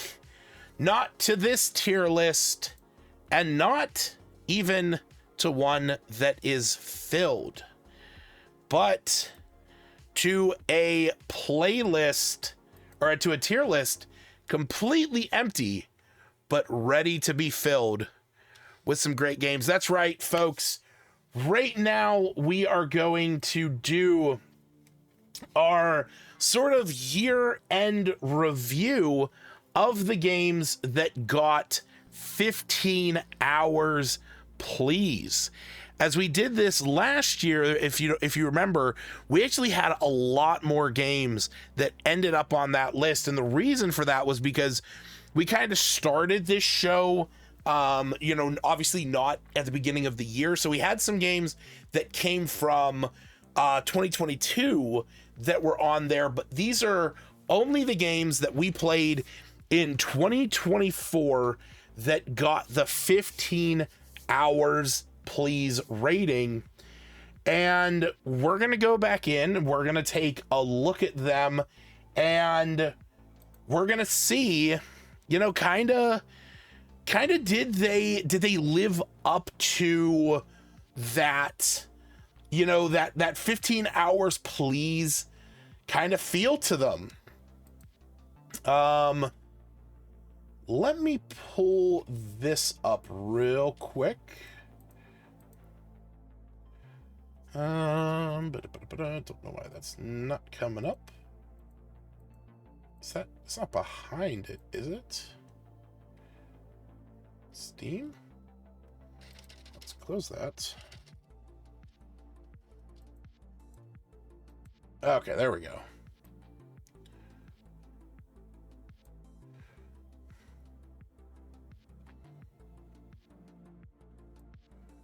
All right.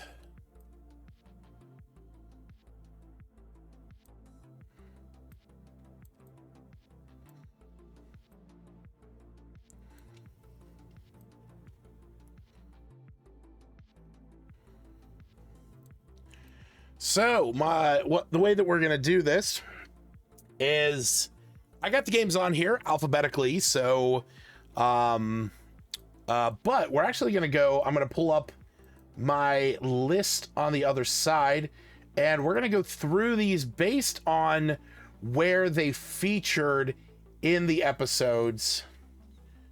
Where are we at?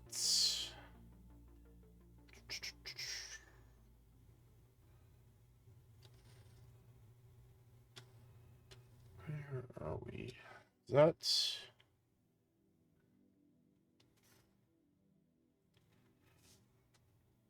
I think this is it.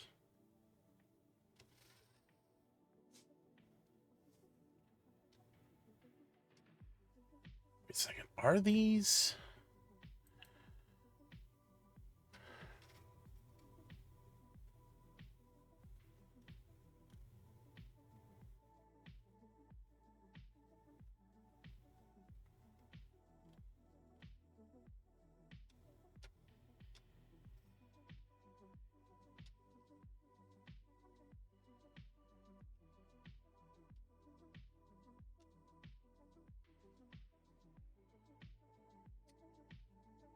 Okay, hold on. I gotta look at something real quick.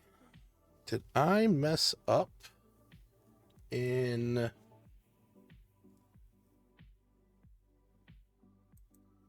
which ones were a part of it.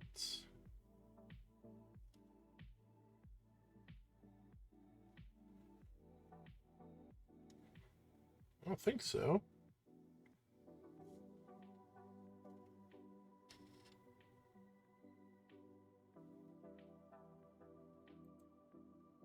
Wait a second. What is going on here?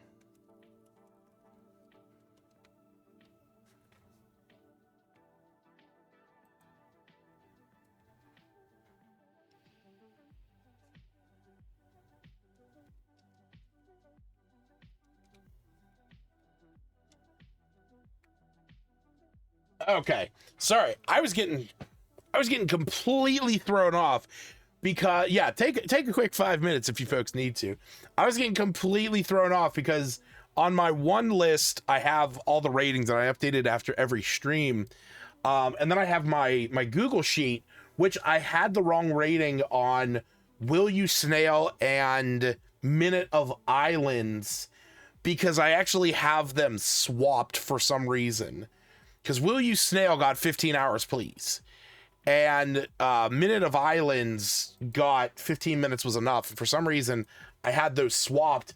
And that was getting me kind of off center to start with. So. All right. Now that I am back in order.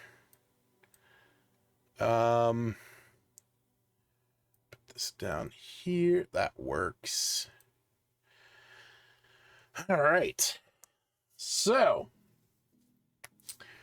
go ahead and get jumping into this with our first game up for rating was Myth Force. If you don't remember this game, this was the really awesome like Saturday morning cartoon, like He-Man style arena shooter that is a really fast-paced co-op shooter. The heroes of Myth Force take the battle back to the Cursed Lands, where they face legions of deadly monsters. In the ever-changing dungeons of the Thicket and Crypts, the savage Beastor and the insidious Hexstar defend their malevolent master in his castle of evil. Against such fearsome foes, even the mightiest heroes might fall. But if at first you don't succeed, try again. Upgrade your weapons and power up your heroes, both inside the dungeon and out. Battle across 9 episodes inspired by 80s cartoons, fighting vicious enemies and their deadly masters. Play solo or with friends in the roguelike of the century, the 20th century. Available now. So I gotta say, I definitely did not play that nearly as much as I thought I was going to. I didn't actually get anyone else to jump into it with me. I do actually have a couple friends that have it, and they are ones that, you know, I could play with, but we never really did. And I played a couple times by myself, and it was really fun to, you know, just throw myself in there and just goof around and, you know, play the whatchamacallits, you know, the couple characters. But I don't know. I never really got much more into it. It was fun, but it was really hard. That was kind of the other thing, was that it got difficult fast if you weren't playing with another group of people. So, and yes, Glenn, 100%. We need to set a day to play that. You know, we got 4 people. We can jump into that. And apparently there is some new updates. So, you know, we got that going for us. So definitely 100% we are going to play that in the future. As for its rating, I'm going to give this a solid B. This is this is definitely one of those ones, you know, let me do this. Make life a little easier. Actually, we can put you somewhere over here.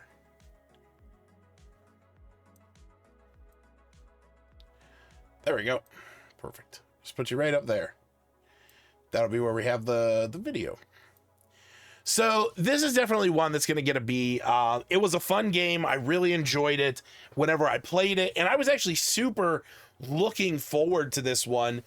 But I just never really played it enough to really enjoy it beyond just that first experience. So, but it was a fun game. So I definitely don't want to demote it. But it was kind of middle of the road. So definitely enjoyed it more than I expected. But it was what it was.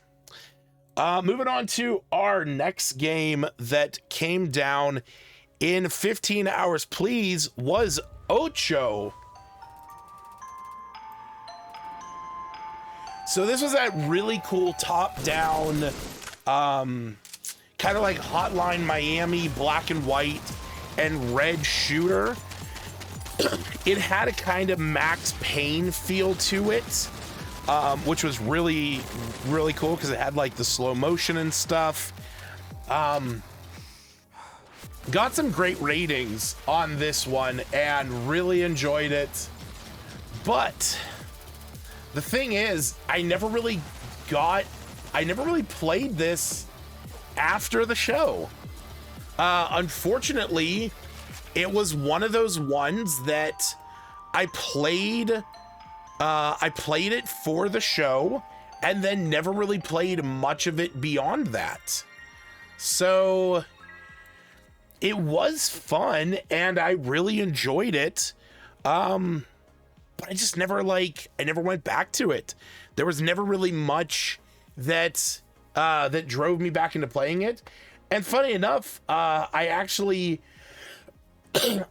think that was because at that point I was probably still playing some of the Myth Force that came down at that same episode. So and I know for a fact at that time I was still very heavily playing God of Weapons. There is not even a question, because God of Weapons was still very prominent in what I was doing at that point. So that game was still taking up a lot of my time. So I'm going to give Ocho a C. It was a really fun game. It still deserves 15 hours. But it's definitely down there in that upper echelon. All right, moving on to our third game, Arise, A Simple Story.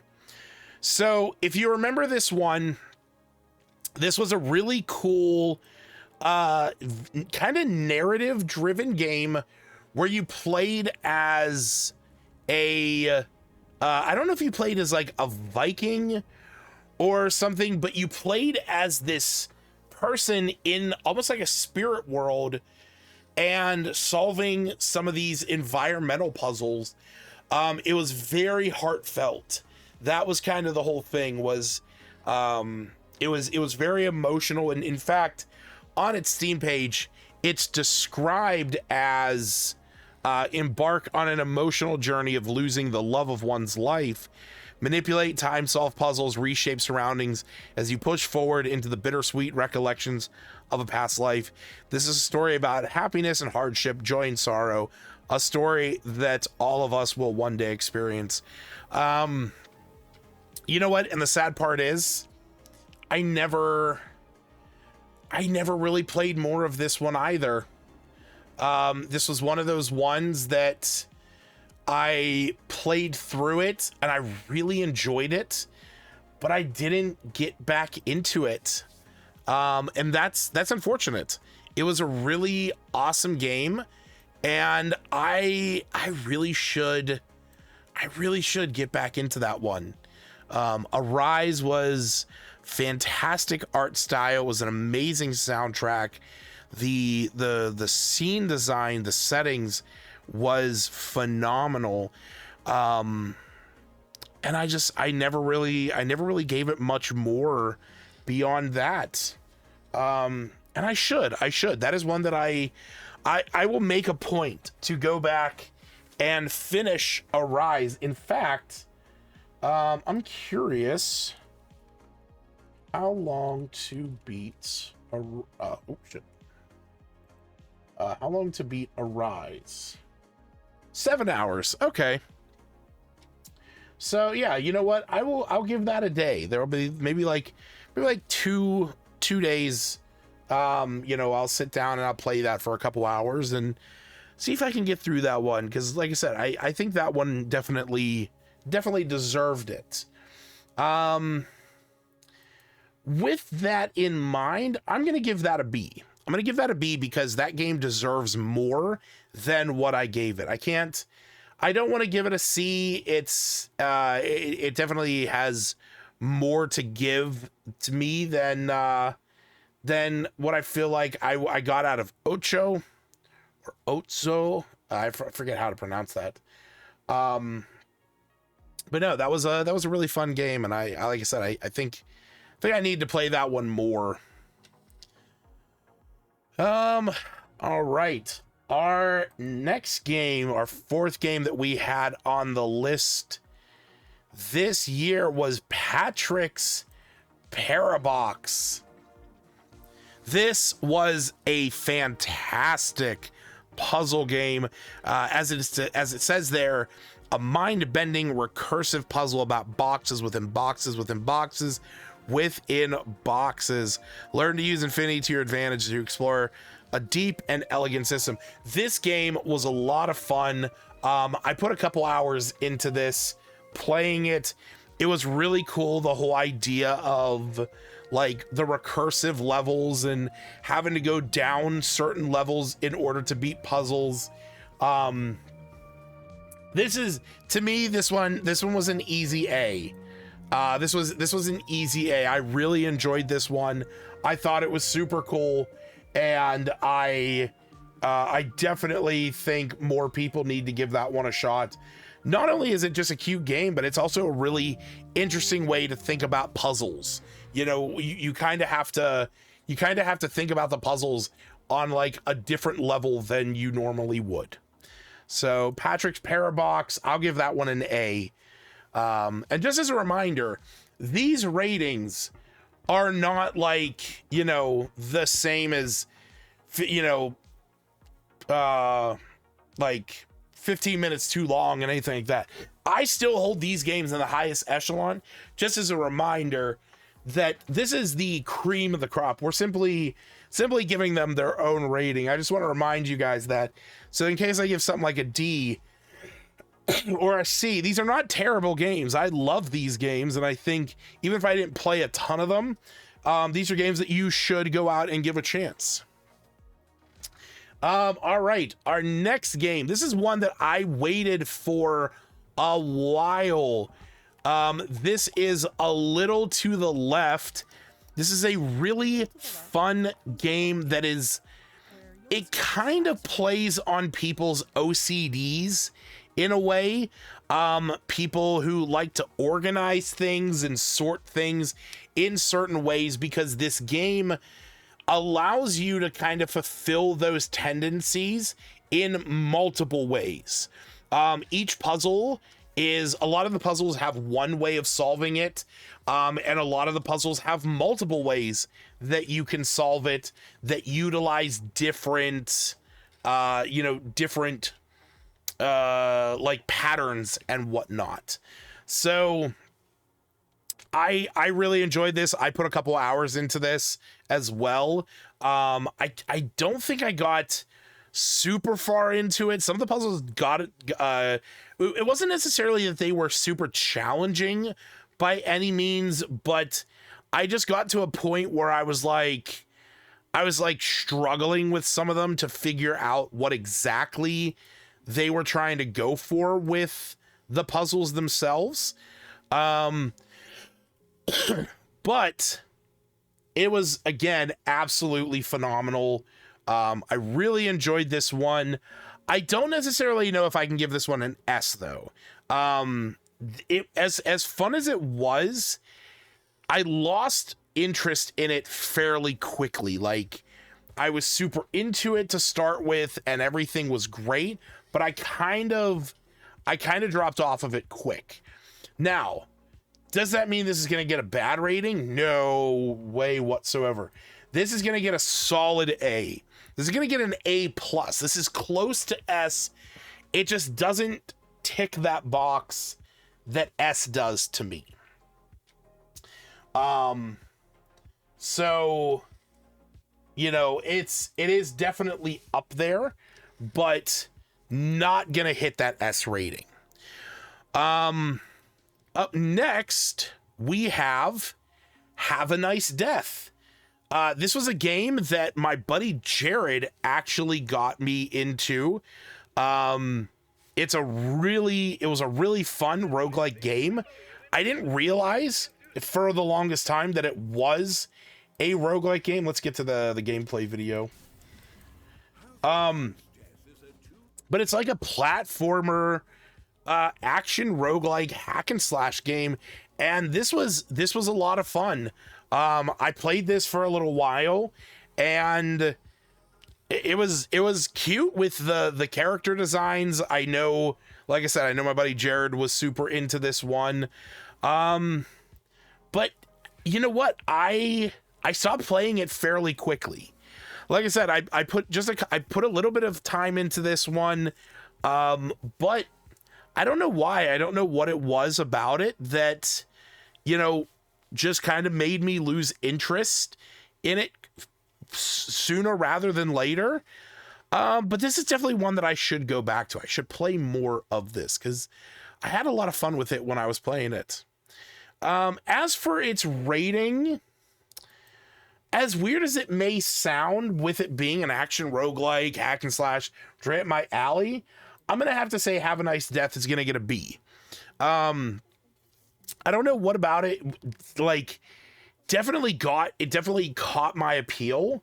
But there was some about it that I just, like I said, I lost interest. And with that, it's one of those things where, yeah, I definitely should play more. New stream, I should play more of this, yeah. Games that I gave a 15 hours please rating, but only played for minutes after. just its own thing. Give it another 15. All right. So this is gonna move us on to our next game. Wrong. I copied the wrong thing. It's gonna take us on to the game Cocoon. Now, Cocoon was another puzzle game. This is actually made by the lead gameplay designer, like it says there, of Limbo and Inside. And this was a really interesting puzzle game where in a way it was similar to that Patrick's Parabox, because things were kind of recursive into a world. They didn't necessarily play off of one another. I don't think so.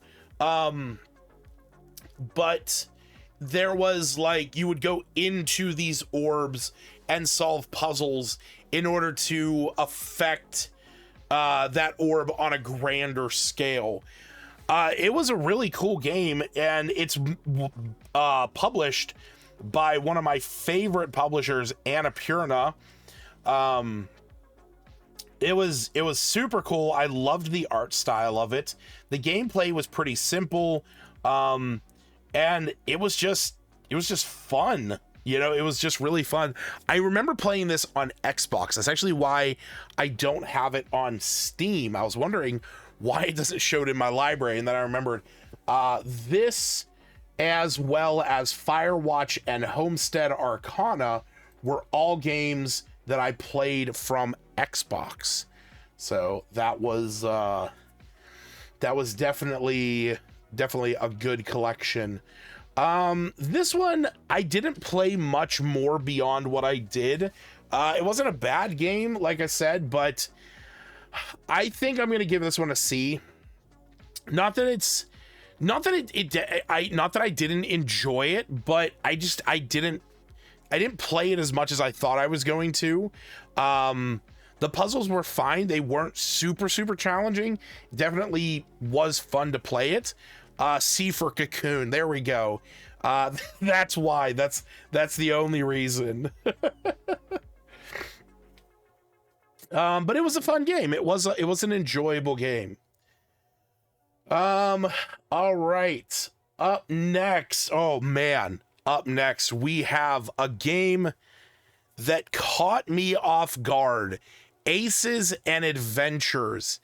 Before we jump into this, I just want to say right now, the game Balatro has gotten a lot of praise recently. If you've watched the Game Awards, you definitely heard about it. Deck building poker games are super popular right now. We just played one called Zoti, which was a ton of fun. And Aces and Adventures tickled that itch of mine all those months ago that we played that. And I got super into this game. I put 15 hours into this. This was such a fun, cool game that combined poker aspects with turn-based combat. It was so fun playing as different characters. I actually really enjoyed playing as the different characters. And on top of that, each character had their own story. You could play through different seasons of it that would make them more difficult, add different challenges. It was such a fun experience, and this was hands down one of the best games of 2024. This is 100% getting an S tier. There is no doubt in my mind that this deserves an S tier. I couldn't even tell you how much fun I had, and that was the thing. Exactly what Stacy just said. It caught me off guard so much. Just how much fun I had with this. I did not expect to enjoy a deck builder this much. And like I said, I put 16 and a half hours into this game. It was worth it. It was so worth it. So if you have a chance, snag a copy of Aces and Adventures, which, wink, wink, nudge, nudge, you might have an opportunity next week. But we'll get to that in a little bit. You literally gave it 15 more. I did give it 15 more hours. Up next is, this game as well as the next two were all in the same episode. Our next game is Four Tales, which was another card-based deck building game, but it was more story driven. It was where you used cards to tell a story, to kind of play off of fate and stuff like that. It was a super unique game. I really enjoyed it. I thought the characters were really cool. There was all kinds of different ways that you could play this. And I thought it was phenomenal in how it was designed. But the truth of the matter is, I did not play much more of this after that episode. And honestly, I blame Aces and Adventures. I played so much of Aces and Adventures that I never really gave Four Tales much more of a look. So I do want to give it credit where credit is due. It was a fantastic game, really cool design. The character designs were awesome. The gameplay was interesting. The story concept is so cool. And just like the fact that you're building up this procedural story was, just a really cool idea, playing it with cards. So with that in mind, I don't want to take that away from this game. So I'm going to give Four Tales an A. It definitely deserved me to play it more. And you know what? Maybe one of these days I'll just do a stream of it. Maybe one of these days I'll do a random stream where we play some of these games that I never really got to, put more time into, like Have a Nice Death, Four Tails, Cocoon, and we'll title it I Should Have Played More of These. We'll have to figure out a day that we can do that. Up next, we have... Oh, didn't mean to click that. We have The Forgotten City. Now, The Forgotten City was that game where you kind of time traveled back into ancient Rome, and when I shot a guy with the gun that I had, and it like made everything crumble apart, and things were, you were suddenly like shunted back into reality. So here's the thing. This game has as you can see, it has an overwhelmingly positive rating. The game is really interesting. I never got more into this. And again, I do want to remind you, this is the same, I played this in the same episode I played Aces and Adventures, and Aces and Adventures definitely took over my life for a period of time. But I tried playing it a little bit more, and I wasn't that into it, truth be told. It was a fun concept, and it was interesting, but at the same time, I felt like it wasn't something that I could get into long term once I actually gave it more time. Because of that, I do feel like this one's gonna get a D rating. Did I seriously just pin those? Yes, I did. This is definitely gonna get a D rating for me. It's not a bad game. Like I said, it's definitely interesting, but it is something where I don't see myself going back and like wanting to play more of this. Not that it was a bad game by any means. I'm going to move that up just a bit. But I don't know. I didn't really, once I actually played a little bit more of it, I just realized it wasn't like jiving as well with me. I just think I got really caught up with like the initial concept. And wanted to jump into it more, but hey, I mean, that's sometimes what happens. That is sometimes what happens in these games, where I'll give it 15 hours, please rating, or 15 more minutes or whatever. And, suddenly realize like, yeah, it's just not for me. It is what it is. All right. Our next game. I am slowly losing my voice. I'm going to need to make some tea after this. I got a new cup today at work, so I'm going to make some tea with that. But we played The Pathless, and in fact, we played this, if I'm not mistaken, with one of the developers in the stream. This was such a fun, cool game. And in fact, I think somebody brought it up tonight in the chat when we were playing, whatchamacallit, holy shit. I just played it tonight and I can't remember it. Wavetale. When we were playing Wavetale, somebody mentioned, Mizroy. The slidey movement looked like The Pathless. And that's true. The whole, like, sliding around thing definitely gave that same kind of vibe and feeling. Here's the thing though. I did not play much more of this.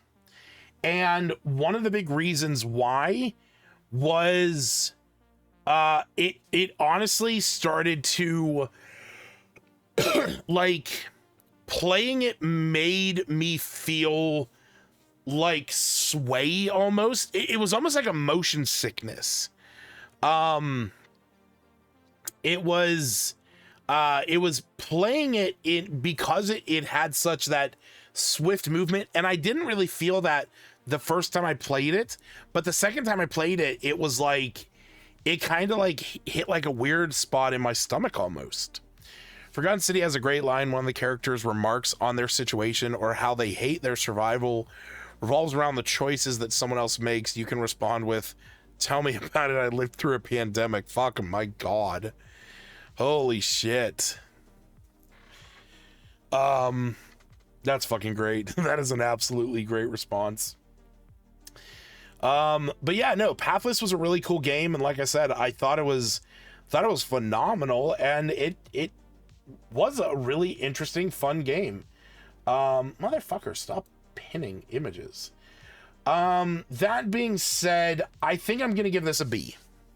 It was a fun game, it was really cool, and I appreciate what it did. I just didn't really, I just couldn't really play much more of it. Like I said, just kind of almost hurt my stomach in a way. Kind of gave me a little bit of motion sickness. You know, that was honestly one of the first times that had ever happened. So, all right, up next we have Storyteller. This was the game where you had a book and you had the different panels, and you had to like put people in different panels to come up with certain endings to stories. And I had a lot of fun with this. I thought this was such a neat idea. I'd been wanting to play this game for a long time. And I did actually end up playing more of this. It was super fun, super interesting. And there were so many different ways things could play out. And I was just always curious to mess around and fuck with each one and just like do different things with it just to see what would happen. I don't know. I don't have much more to say beyond that. It's a pretty straightforward game and was pretty simple to get into and, you know, see what you could do with it. I think for that, I'm going to give this an A. I had a lot of fun with it, and it was really interesting to kind of mess around with. All right. Up next, we have Viewfinder. Now, Viewfinder, much like Storyteller, was a game that I had been wanting to play for the longest time. There's in a lot of games that I play on here, I get them in bundles, like on Humble and stuff like that, or they're on Xbox Game Pass, and I'm, you know, paying a subscription to get them, you know, to get access to them. This was one of the games that I just bought myself and added to the list because I had been wanting to play this for the longest time. And it's to me, it's such a cool concept of playing with reality, of like taking pictures and being able to like step into those and make that your reality. It was such a cool concept. I know I didn't play this for that long. I think I only played it for about like 2 more hours or something. But it was this is one of those that I need to go back and I need to play more. I legitimately think I just got stumped on a puzzle and couldn't beat it and just eventually walked away from it. So this is one of those ones that I would love to go back and just replay because it was such a cool one. And I need to stream it because God, it was so fun. So where that's gonna go, I think I'm gonna give that one an A as well. Just the art design of it, the gameplay design of it, is just such a unique experience. And like I said, it was something that I had been wanting to try for so long. And there's a bias there, you know. I'm never gonna say that these are, you know, that my ratings are, you know, not without their own biases. But goddamn, was it such a fucking cool ass game. And it just fucks with your mind. It's also published by Thunderful. So, you know, kudos to Thunderful. They have some great games out there that they're publishing. All right, up next we have what the hell? Oh, see, I keep copying the X.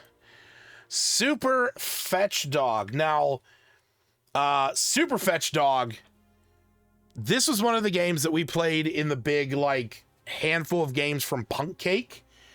Super Fetch Dog, though, has a special place in my heart because this was one of the episodes that I lost.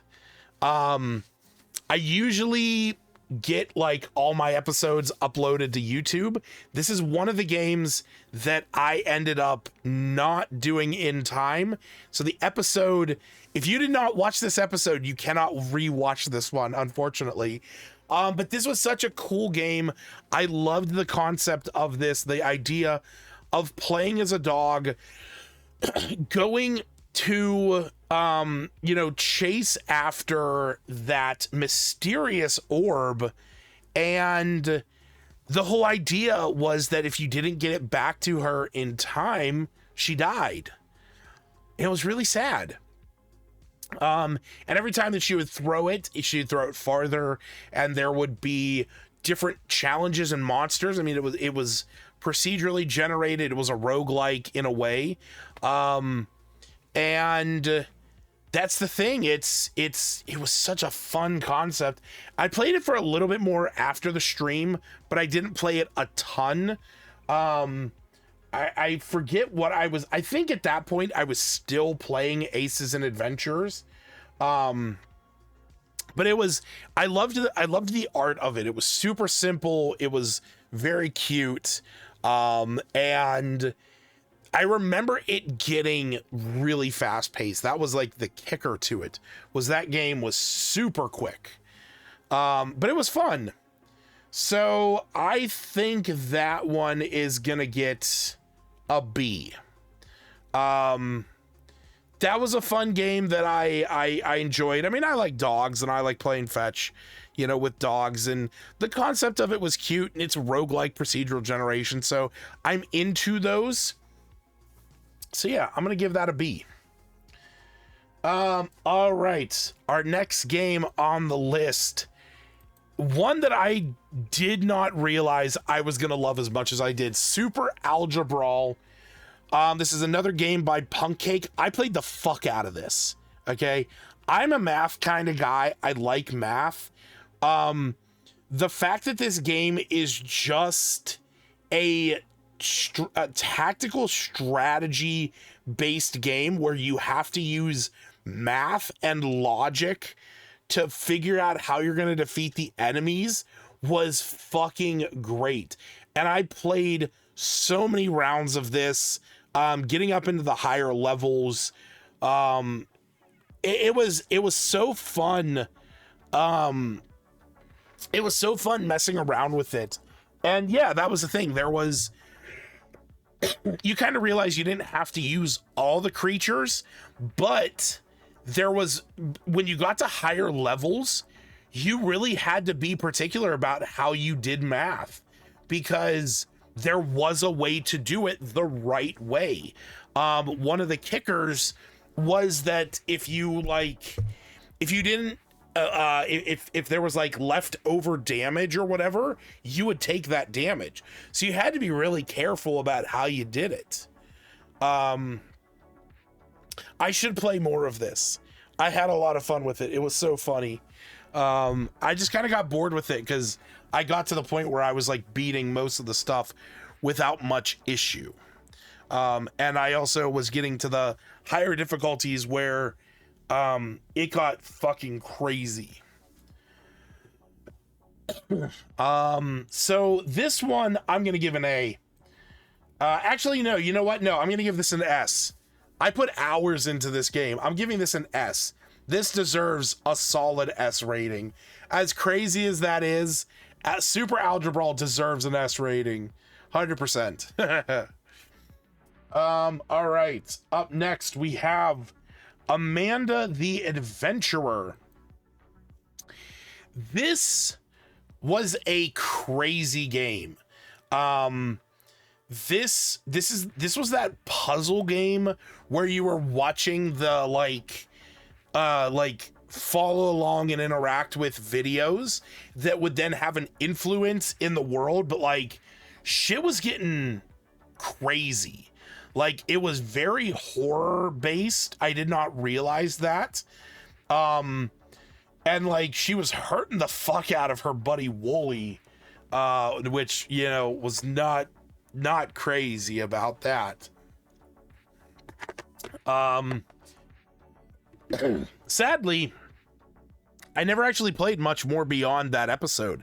It kind of was more creepy than I expected it to be, and I just never really got back into it because I never really had like I don't want to say I didn't have a good experience, because I obviously gave it 15 hours please because I did want to play more of it. I just never had the moment that I wanted to. Like I was playing other games at that point. Did I find any jump scares? I think I did. I don't know for sure, but I think there was a couple. That being said, I didn't really care much for it beyond what I did play, and I don't know if I would necessarily play more of it. But I might like do a stream of it at some point where I actually play through more of it. I think because of that, I'm going to give this a C. I don't think I'm going to give it a D. You know, it's definitely not one of those ones where like I don't want to play it now. But I don't know. It's definitely one that I didn't care much for enough to, you know, jump back into it immediately. But maybe one day. Now this next game occupied many hours of my time. This is Bravery and Greed. This was the side-scrolling beat 'em up game. It was a roguelike. You could play as a paladin, a barbarian, a mage, and a rogue. And I played the shit out of this game. I put like 20 hours into this. I played it with a couple of my friends. We played some co-op because it has some, I want to say it has remote play together. It does. It has remote play together. I played this nonstop. And this is actually one of the reasons why I didn't play much more of Amanda the Adventurer. This game just took up so much of my time. I got to the higher difficulties. I was playing like the higher difficulties. I ended up beating it a couple times. And in fact, there's like multiple ways that you can beat it.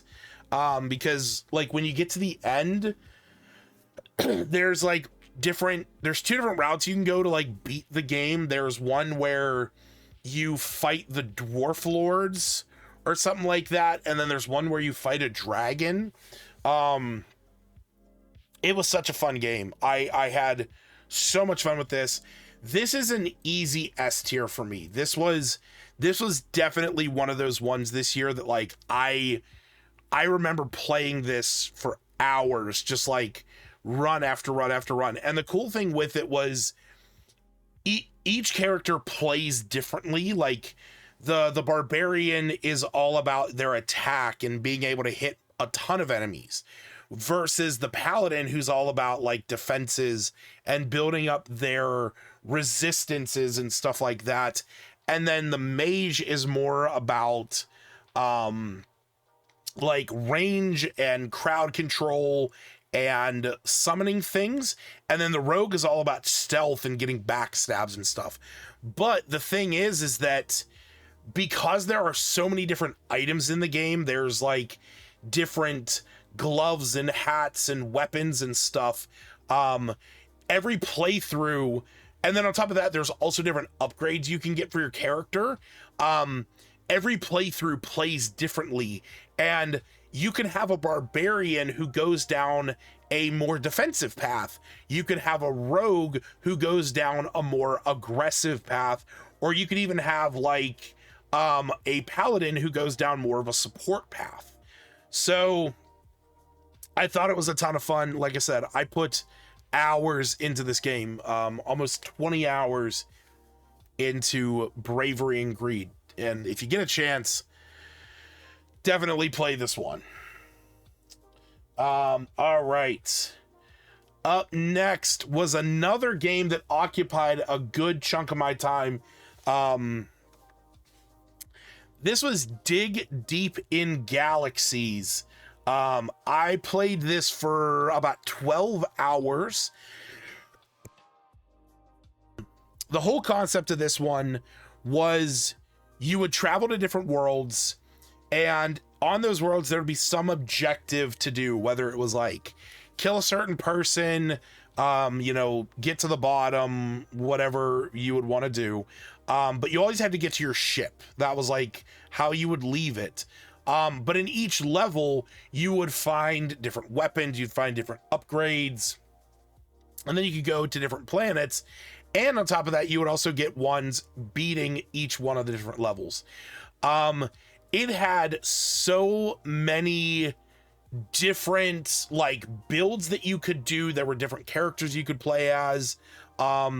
Each one of them had like a different style, and on top of that, depending on the equipment you got, really changed how you played the game. I know my buddy Ryan played a ton of this as well. He and I were kind of playing it at about the same time, so I really enjoyed this one. This one, like I said, I put about 12 hours into this. And I'm comfortable saying this is going to get an S tier. This was up there for me this year. It definitely wasn't my top of the top, but this one was definitely up there in the in the highest echelon.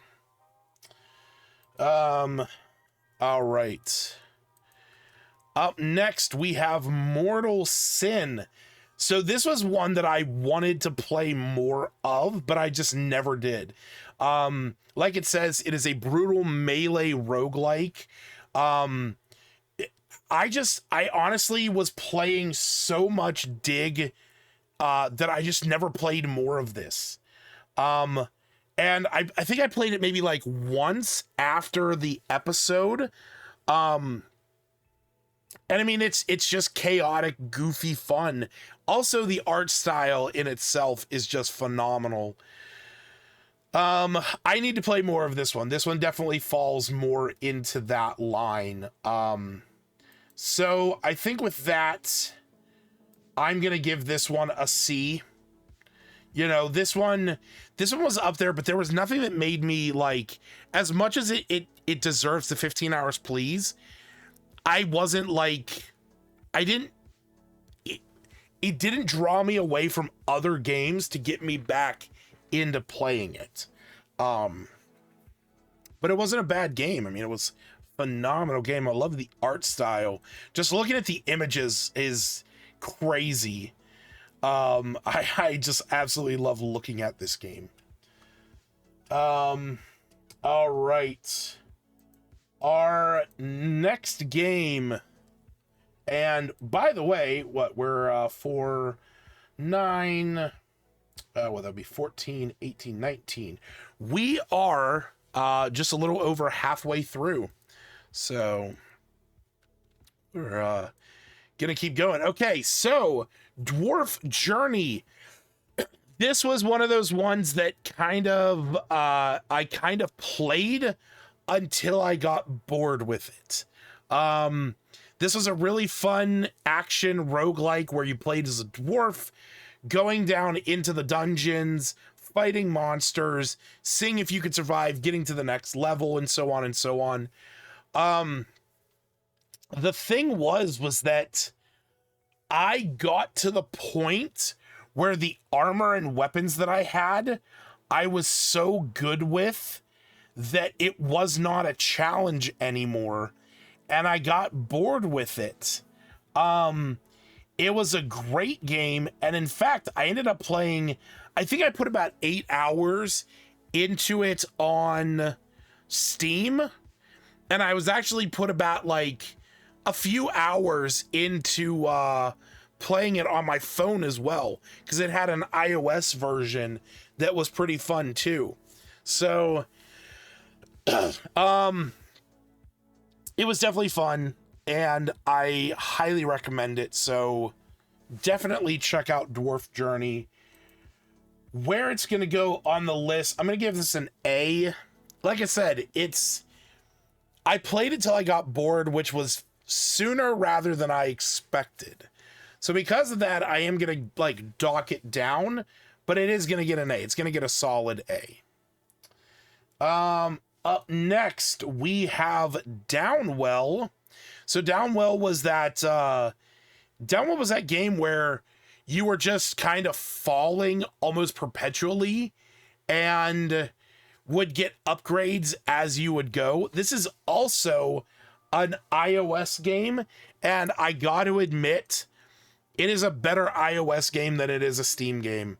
I did not play this once after playing it on stream because I ended up playing it on my phone a handful of times.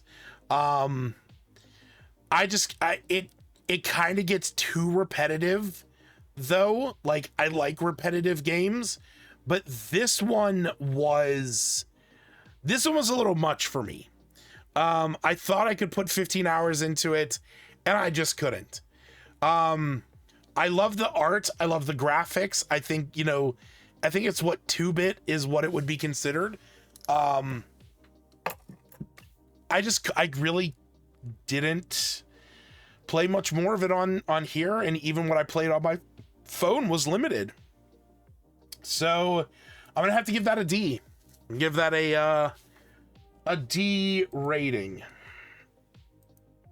All right. Our next game. Oh God. Wait, is this on sale for 79 cents?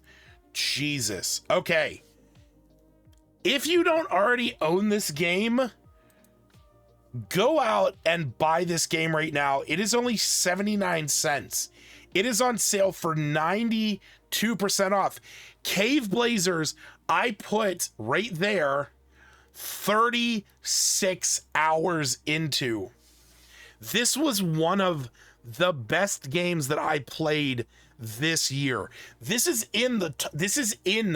out of all the games that I played in 2024, I picked 6 of them to be in the running for my game of the year. This is one of them. This was such a fun game. It was super fast paced. It was challenging. It was brutal. I had so much fun playing this. And the thing is, the only reason why I stopped playing it is truthfully because I had a run in it that was like God tier for a daily run that I ended up beating the game with that and felt like I would never feel the same way playing through the game again. And knowing what I had to do to get to that, I did not think I could ever like complete the game normally otherwise. There is no question in my mind this is getting an S tier rating. This was such a fun game. I also know my friend Ryan got this as well. The same one who was playing Dig. This was such a phenomenal game, and to think that it's been around since 2017 and I only just played it kind of kills me. But I absolutely love this. Go and get this right now. If you don't own this, go and buy it now. It's 79 cents. You need to get this game. I might buy the Yogg's Cast bundle as well, because look at that. That's... Fuck. What is in this? Sorry. Oh, shit. I've been wanting Beyond the Long Night. Okay. For only $6 for all of this? Golfy, Drink More Glurp, Brunch Club. And yeah, I'm going to buy this later. I gotta save this link for me. All right, yeah. No, 100% Cave Blazers. S tier. It would get higher if I could. Double S. All right. Up next we have Blade Assault. So Blade Assault was the 2D action platformer. It was a hack and slash. It had really cool graphics. it had like a roguelike feel to it because you would have like a different play, like a different stage every time you went into it.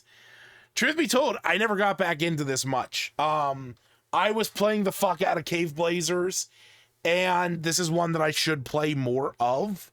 But I never really got back into it too much. I'm not going to dock it for that. I'll give this a solid B.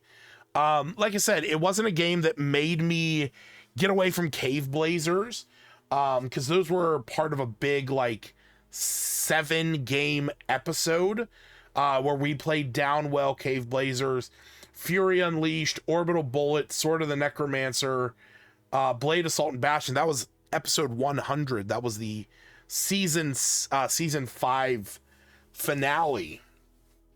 But a phenomenal game nonetheless. But I'll give that a B. That was a fun game. I just never really played more of it. All right, up next we have VVV, a classic game that I finally got the chance to play. I did play more of this after the stream, but I never really played it too much. It was really cool. I think it was just overwhelming. Like, I felt like it required more, more precision that I could do, and also I didn't realize like how crazy big the world in it was. And I just don't know if I was ready for that. That being said, it was a phenomenal game. And I think if you are into those kind of like punishing platformer games, definitely check this out. I'm going to give that a B as well. Give that a solid B. Up next, we have another crazy fun platformer, They Bleed Pixels. This was the puzzle platformer that was based on H.P. Lovecraft. It had some fighting techniques as well. This was a really fun game. I think it added something to the precision platformer genre that isn't there in a lot of games, which is the combat aspect. That being said, I didn't put too much more time into this one either. This is one of those ones that I need to go back and play more of. Oh, Mizroy is gonna play it in the future. That's fucking awesome.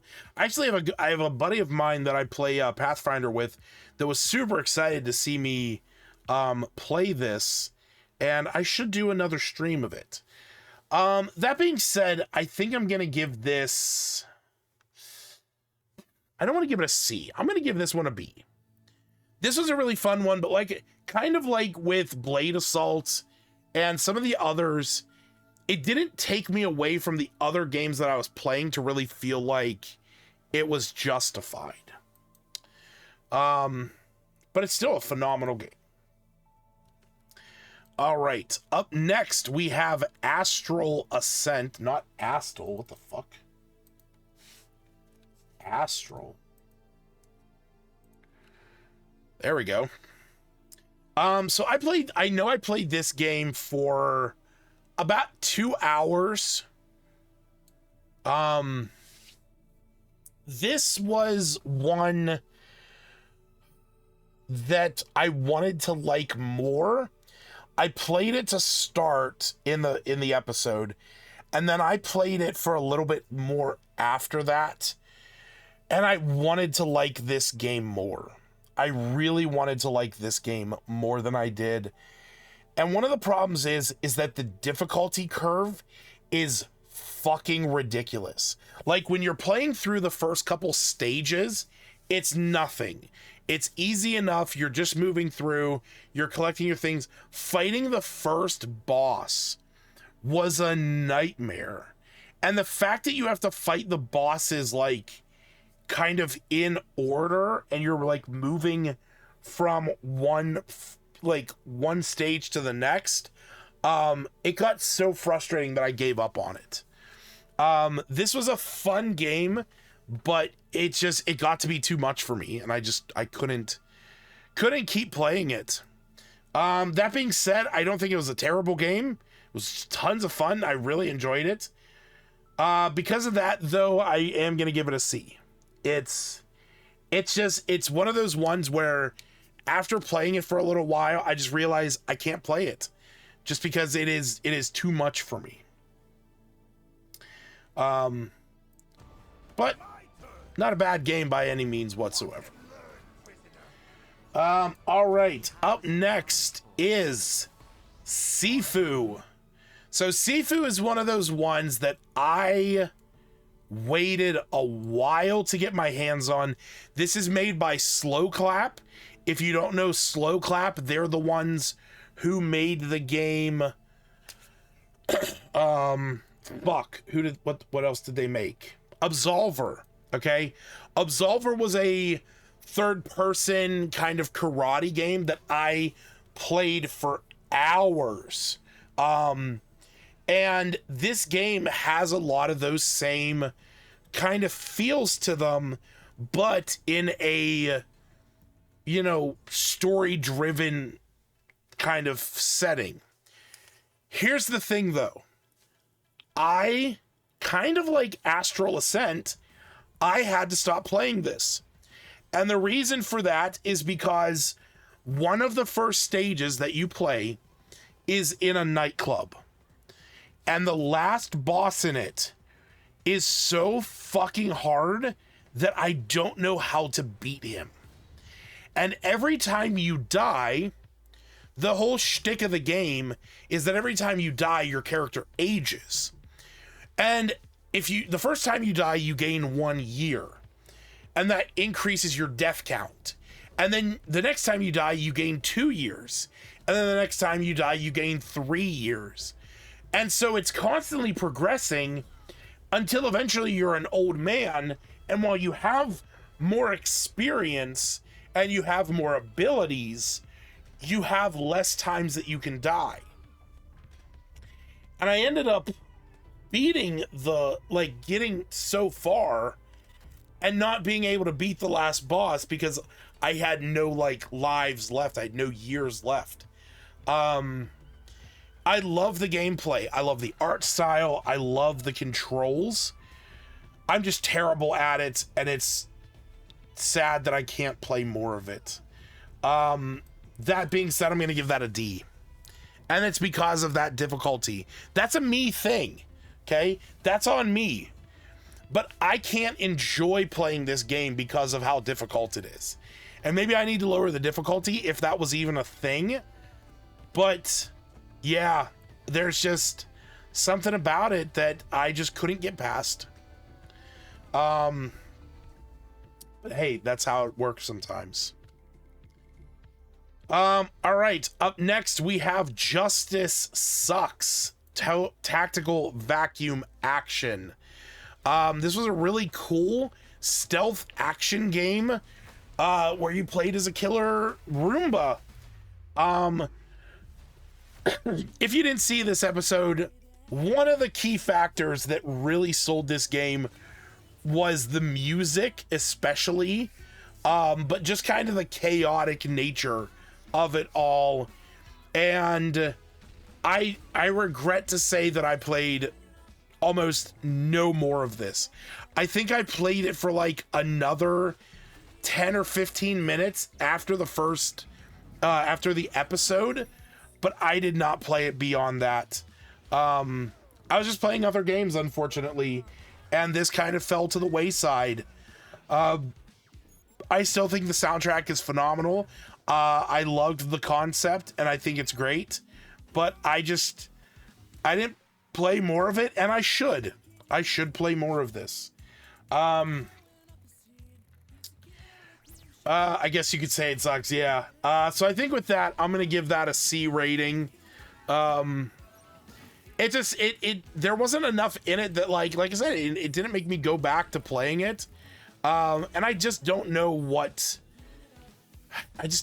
beyond what I played it's gonna have more of that I would, oh my god, I didn't realize you could get a fucking gun. Jesus Christ. All right, well, that might change my mind at some point to go back and play it. All right, up next we have Strange Brigade. So Strange Brigade was actually one that the community here kind of built a big fuss over. This was a really funny, interesting, like third-person shooter, a third-person almost arena shooter where you were fighting zombies and kind of moving through a stage, and the characters you played were all like, quips is not the word I'm looking for, archetypes. Yeah, that's the thing. Like, this game is such a better co-op game. And you know what, Sarah? I will say this. When you guys eventually do, let me know, because I will want to play this again. You know what? And I think we even talked about it. It was going to be like me, Glenn, Sarah, and Mizroy. The four of us got to get together. We got to figure out a day where we can all play this and stream it together. I would enjoy that. I think with that in mind, I'm gonna give this a C. It definitely deserves more time. I just never gave it to it. And I need to play it with other people to really get a good feel for it. I just had a lot of fun playing that first experience, and absolutely love the concept and definitely needs to be played more. All right, moving on to our next game, Mega Loot. Boy, oh boy, did Aaron play the shit out of this. I can't even tell you how much Aaron was loving this game. This was such a fun, cool concept for a game of like auto fighting monsters, collecting loot, building up crazy, interesting builds. Like, he got to the point where he asked me if I could put in a channel on the server just so he could share his his records and stuff. He played the shit out of this, and it was a phenomenal game. So many different builds that you could do with it, so many different combos you could have, trying to find the right one for your character, hoping that you would get certain equipment. I played this one for almost 7 hours, and it was a lot of fun. This is kind of in that realm of the same, like, I can sit back and not really pay attention to this and enjoy it and do something else. But I know that when he played this, he was so into it. Absolutely phenomenal. This one is getting an easy S for me. That was such a fun, cool concept of a game, and I really liked it. It reminded me so much of God of Weapons, and I think that's what made me really, like, enjoy playing it more. All right, we only have 5 left on the list, and up next is Nitro Kid. This was that really cool synth-wavy, isometric fighter deck builder kind of game. So funny enough, I played like a good 5 hours of this, but the thing is that I actually played more of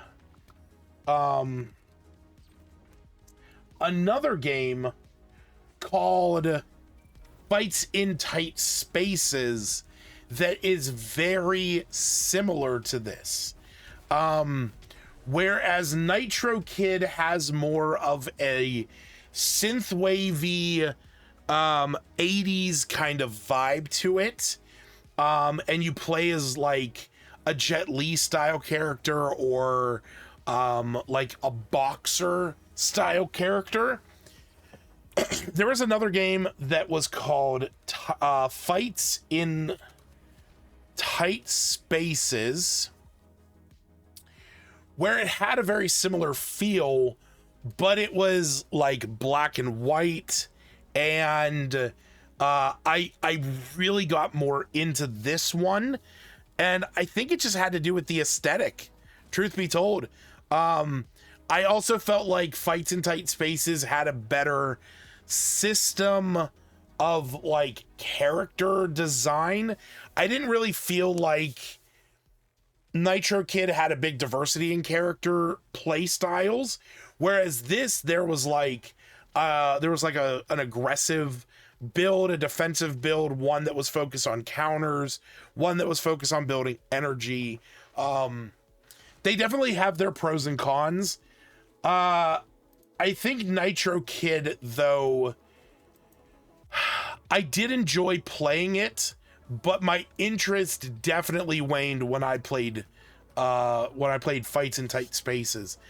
But I think I'm still going to give it a B. It definitely was a really fun game to play, and it hit that niche that I was enjoying it enough to play another game like it.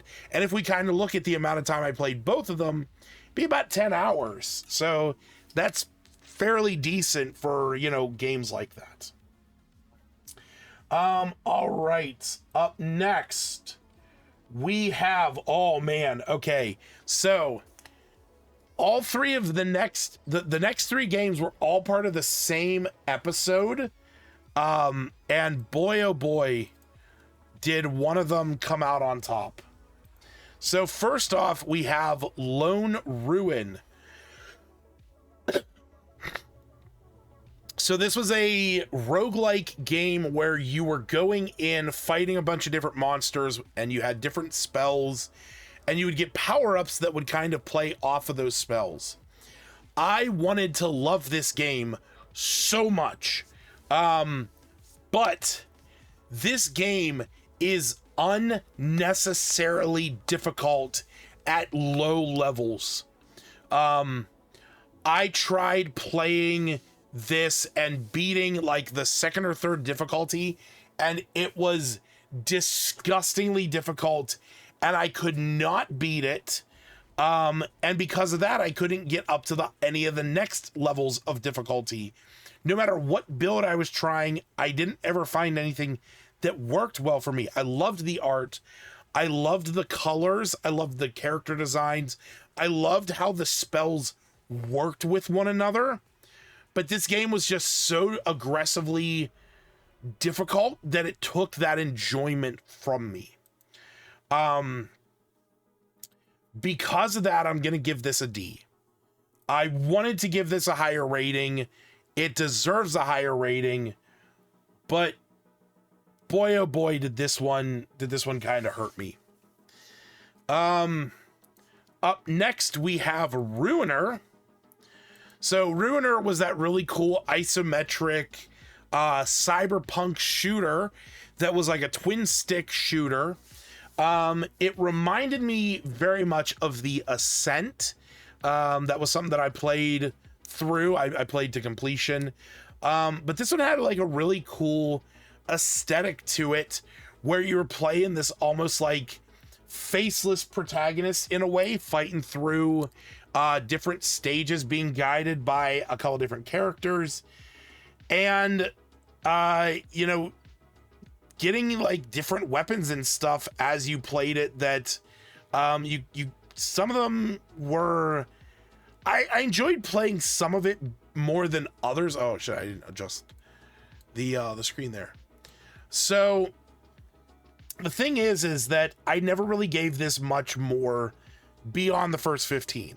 I played it like one more time, and I got like so far and then died, and I like was playing or like had something else going on, and I never just went back to it.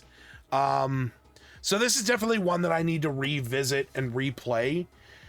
That being said, I'll give this one a C. This was a good game. It was fine. Nothing about it really like drove me back to playing it, truth be told. All right. Up next, we got two more, and this one is one of my contenders for Game of the Year, and that is Windblown. Now, Windblown is a fast-paced hack and slash roguelike. You have different weapons that you play with. You have different swords. There's like a crossbow, there's a boomerang, there's a shield. You have different power-ups. And those power-ups play off of one another. They also play differently with weapons. This game is super fun. I put like 20 hours into this game. It has co-op. It has, I think, 3-player co-op. So you can play as an axolotl. That is one of the characters. I actually played as the whatchamacallit. I played as the blue pangolin. So I played as the blue character, and I like loved playing this game. I stopped playing it because I started playing some other games, but this is definitely one that I need to go back to. It was so fun. I ended up getting to like this stage that it's showing where you're kind of like fighting robots and stuff. That's where I ended up dying. I think that's like the 4th biome. Yeah, axolotls and pangolins.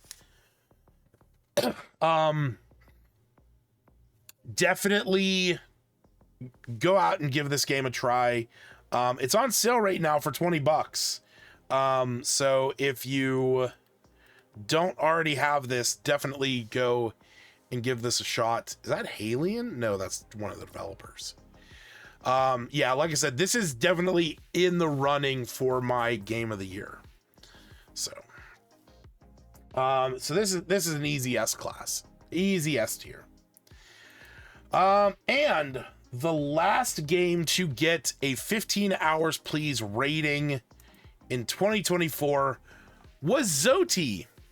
Kind of like Aces and Adventures and Balatro, this is a roguelike deck builder game that has a poker style gameplay, but with a turn-based narrative kind of story element to it.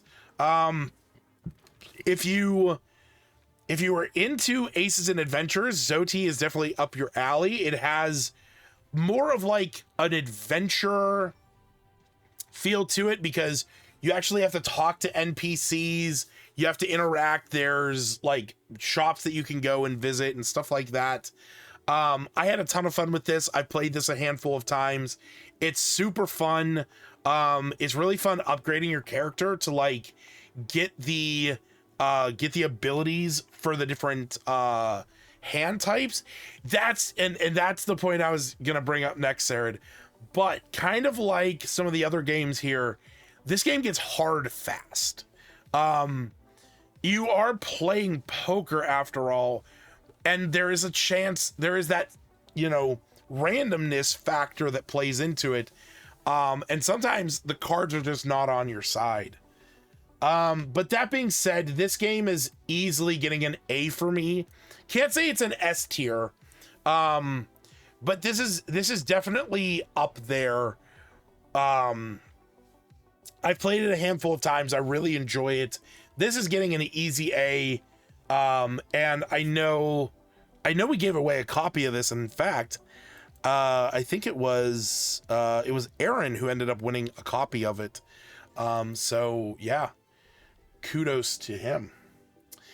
But that's gonna be it for our 2024 for 15 hours please year-end recap and ranking system. So this is our ratings for 2024. We had such great games. Was Will You Snail supposed to be on this list? No. Will You Snail was not on this list, and that is because Will You Snail was actually on the last one. Will You Snail was episode... Will You Snail was episode 70, and that was one of the last episodes of 2024. I mean, 2023. So yeah, I'd mentioned it before because I'd put the wrong rating in my list. But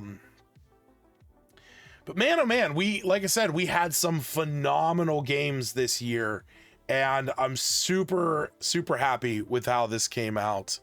Will You Snail is my favorite artist in the Black Eyed Peas. Oh my god. That's amazing. All right, so as this stands, I am going to announce the winner of the 2024 First 15 Golden Clock Award.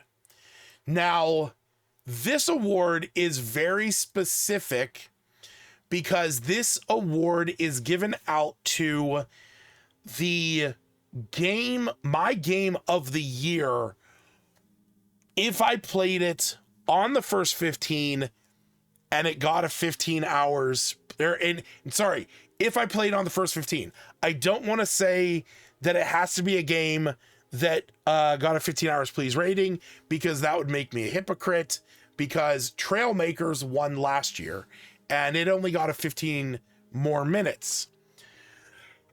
But of the games that I played this year on the stream, I am gonna have to say that my first 15 game of the year is probably gonna be Cave Blazers. I think that's where it's gonna have to go. Cave Blazers was such a fun game. I played the hell out of that. There was so much to do in it. There were so many great moments I had in it. And I was so excited to play that every day that I could. And I think just overall, it was the one that I remembered, episode after episode. Oh, thank you, Stacy, for 300 bits. That's very kind of you. That Cave Blazers is definitely going to win the Golden Clock Award. I don't think I could say it otherwise. Aces and Adventures was great, and I had a lot of fun playing that. And it definitely got me into more into deck building games than some of the others that I played, but it got too repetitive after a point. But when it came to Cave Blazers, I was just so excited to play that, like, almost every day, just wanting to get back into it. It was so much fun. Algebra, as much as I will give that an S rating, yeah, definitely not my game of the year. Bravery and Greed was probably the next up. I had so much fun with that, playing the different characters, but that game was too short. I feel like it just didn't have the opportunity it needed to. And it needed to be more. It just needed more.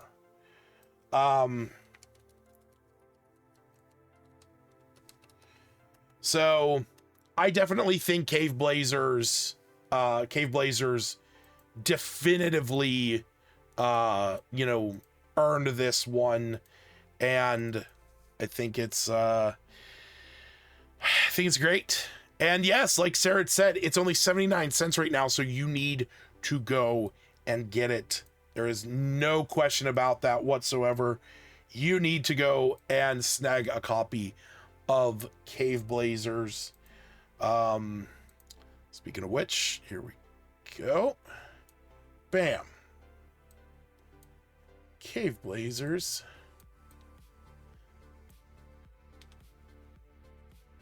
For what it is worth, is the winner of the first 15 Golden Clock 2024. But that is not the last. I would have got you know what? Windblown definitely was up there. 100%. Windblown was up there. The thing is I got very bored with Windblown. Because the problem with Windblown is that I got to a point where, like, I had a build that I had to get every run, otherwise I didn't enjoy it. Like, if I didn't have a certain weapon combo, I felt like I wasn't going to be able to beat the game. And that to me is not how I enjoy playing a game. So I couldn't in good consciousness give it that. Now for the 2024 Game of the Year award. So Cave Blazers is our winner of the 2024 Golden Clock Award. But we must see what wins the definitive Golden Ghost and what is going home as the true Game of the Year. And the thing is, well, obviously we sat here and we went over all of these games together. And I decided, as we were talking about it, based on those, I had to think about some of these games beforehand. What games were I going to include in my potential tops from 2024? Now, 4 of these you have already seen tonight. First off, we have Aces and Adventures, a fantastic, phenomenal game that we played, that we played a ton of, that got a crazy high playthrough for me, and was one of those games, like we said, that kind of reintroduced me to a genre. Up next, we had Dig Deep in Galaxies. While this one definitely had its playtime, like I said, I got to the point where I was beating it fairly often, but it was so much fun. I loved digging through the worlds, exploring, finding stuff, seeing what was in every world, taking on different challenges. Tons of fun. I really enjoyed that one more than I thought I would. Oops, shit. One of my windows just closed. Give me one quick second. Start with that.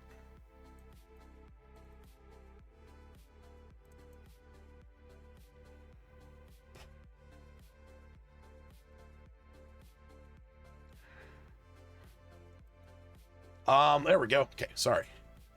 Up next, we have one of the other games that got the S tier rating. We have Bravery and Greed. Again, I know I already spoke a ton of this when we were reviewing it for the tier list, but Such a fun game. It kept me so preoccupied. So many different play styles with that. 4 different characters. I think there was like 3 or 4 different like styles that you could play each character. And then on top of that, just so many different items that you could pick up and play. Up next, we have the game that we just talked about, that ended up winning our first 15 Golden Clock Award, Cave Blazers. Still have to stand by this game, have to give it the chance to be a Game of the Year contender, because it really was. This was such a phenomenal game, something that I loved playing, going through the different stages, seeing the different upgrades that you could get, the different weapons. And the thing about it was there were so many different designs of like, everything was so random. Trying to get like certain builds was less of a thing, and it was more of just the adventure. It was the randomness of playing that made Cave Blazer so much fun, that it is definitely in the running for Game of the Year. Next we have another game that we just talked about, Windblown. Again, I just can't speak highly enough of this. It has an amazing art style. It's super fun, super fast paced. I loved the speed of it. It was so cool, so interesting. The different combos that you could have with weapons, unlocking all the different weapons was super entertaining, just because you know, like once you would get them, you got a chance to actually use them the first time. And so you would find out these really cool combos that you could do. And then on top of that, you could pair it with different power-ups.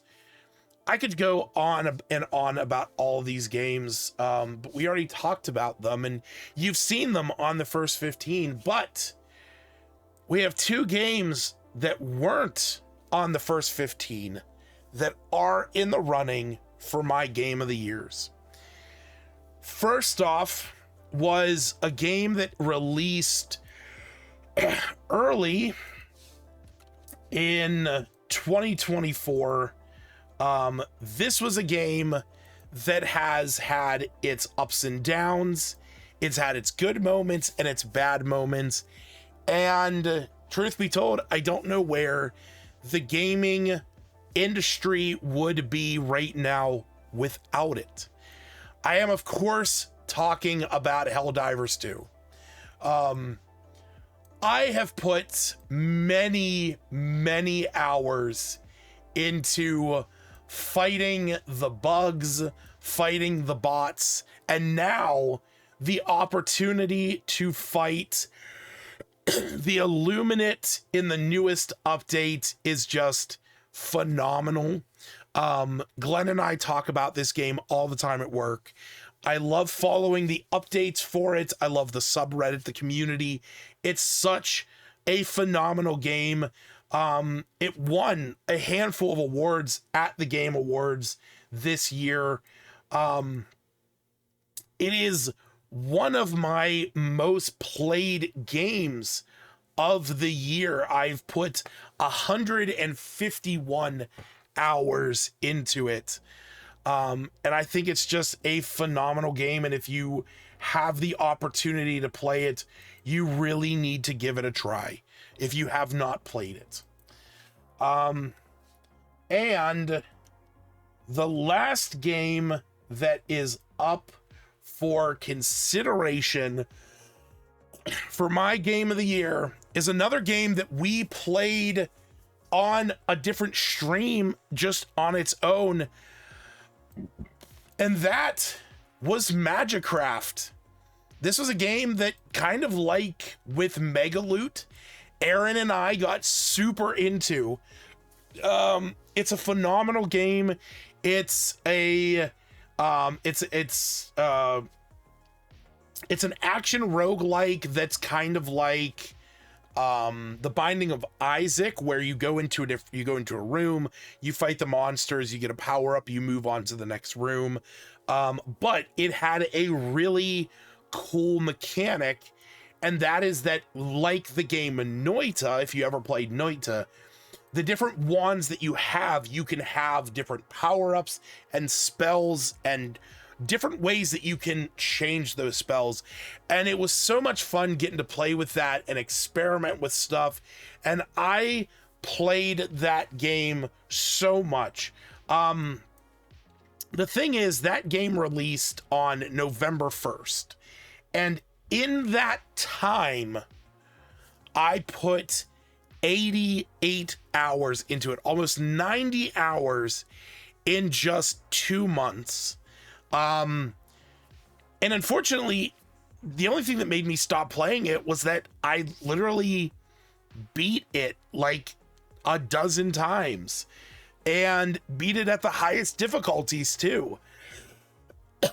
So unfortunately, there's just not much more for it for me. But that being said, I do need to pick one out of these 7 fantastic games that graced our screen this year. And I would be remiss if I did not choose the game that I have in mind. The game that has provided me and my friends with hours of entertainment, hours of pain and strife, and just a slew of amazing moments together and even solo, even when we're not streaming and still playing the game together. And for that, I will happily announce that the winner of my game of the year and the golden ghost of 2024 is apparently underneath it is Helldivers 2. 100% Helldivers 2 for me just is the game of the year. It won the multiplayer game of 2024 at the Game Awards. This is a game that in 2024, I remember it the most. I have loved seeing the story of it evolve from all the way back in February when it first graced our screens and everyone jumped onto it, and fighting the bugs and having that feeling like you're playing a game, like you're playing Starship Troopers, and just being overtaken and overswarmed, and then going to the other side of the galaxy and fighting the bots like you're in the Terminator movie. And it was so cool that the different weapons were there. You had different outfits and the different stratagems, and then all the chaos going on with the game, the highs and the lows, where they nerfed a bunch of stuff, but then they buffed a bunch of things, and then they released a bunch of cool stuff, but then Sony got involved, and that's whenever a bunch of people stopped playing it because they required a Sony PSN account. But then they changed their mind. They rescinded that, and they got back a bunch of people.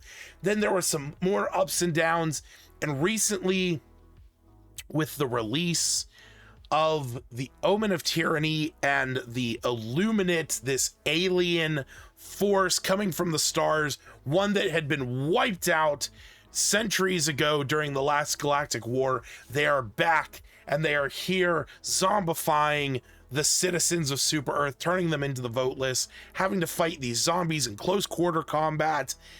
It is such a really awesome evolving game, and I can't think of a game that is more deserving of that title.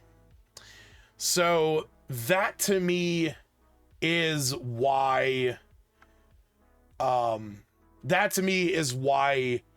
Helldivers 2 is going to win my game of the year, alongside Cave Blazers winning the first 15 Golden Clock Award. Congratulations to these two fantastic and wonderful games. I cannot express how much fun I had playing these games this year. And again, Cave Blazers, it's only 79 cents. Go and get a copy of it. Even if you never play it, it's less than $1. You are literally, it is so worth it. Pick that up and go get Helldivers 2. Go spread some managed democracy. That's what we're about here. So with that announcement of our winners of this year's awards, we still need to do the giveaway tonight before we end things for 2 copies of Put the Sausage in the Bun. And the winners of those awesome games is gonna be Aaron and Sarid. Congratulations to the two of you. You have won yourself a copy, and I will be sending you those codes right now. Where are we at in the, there we go. So congratulations, you two. I would love to know if you are able to get the sausage in the bun. And oh wait,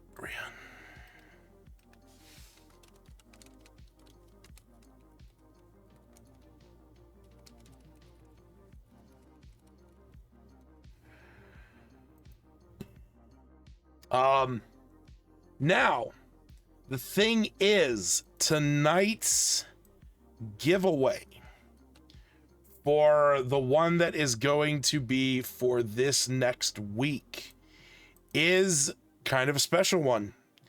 And the reason for that is because our very own Stacy was kind enough to gift us some codes for games that were featured tonight.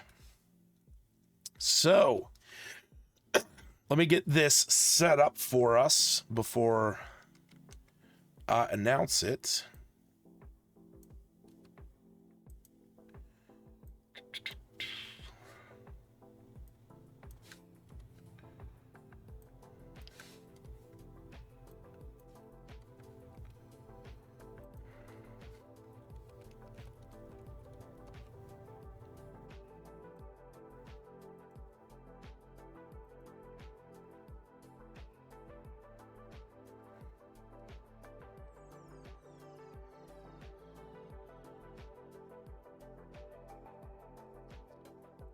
All right, so there is actually going to be 4 games that are up for grabs this week.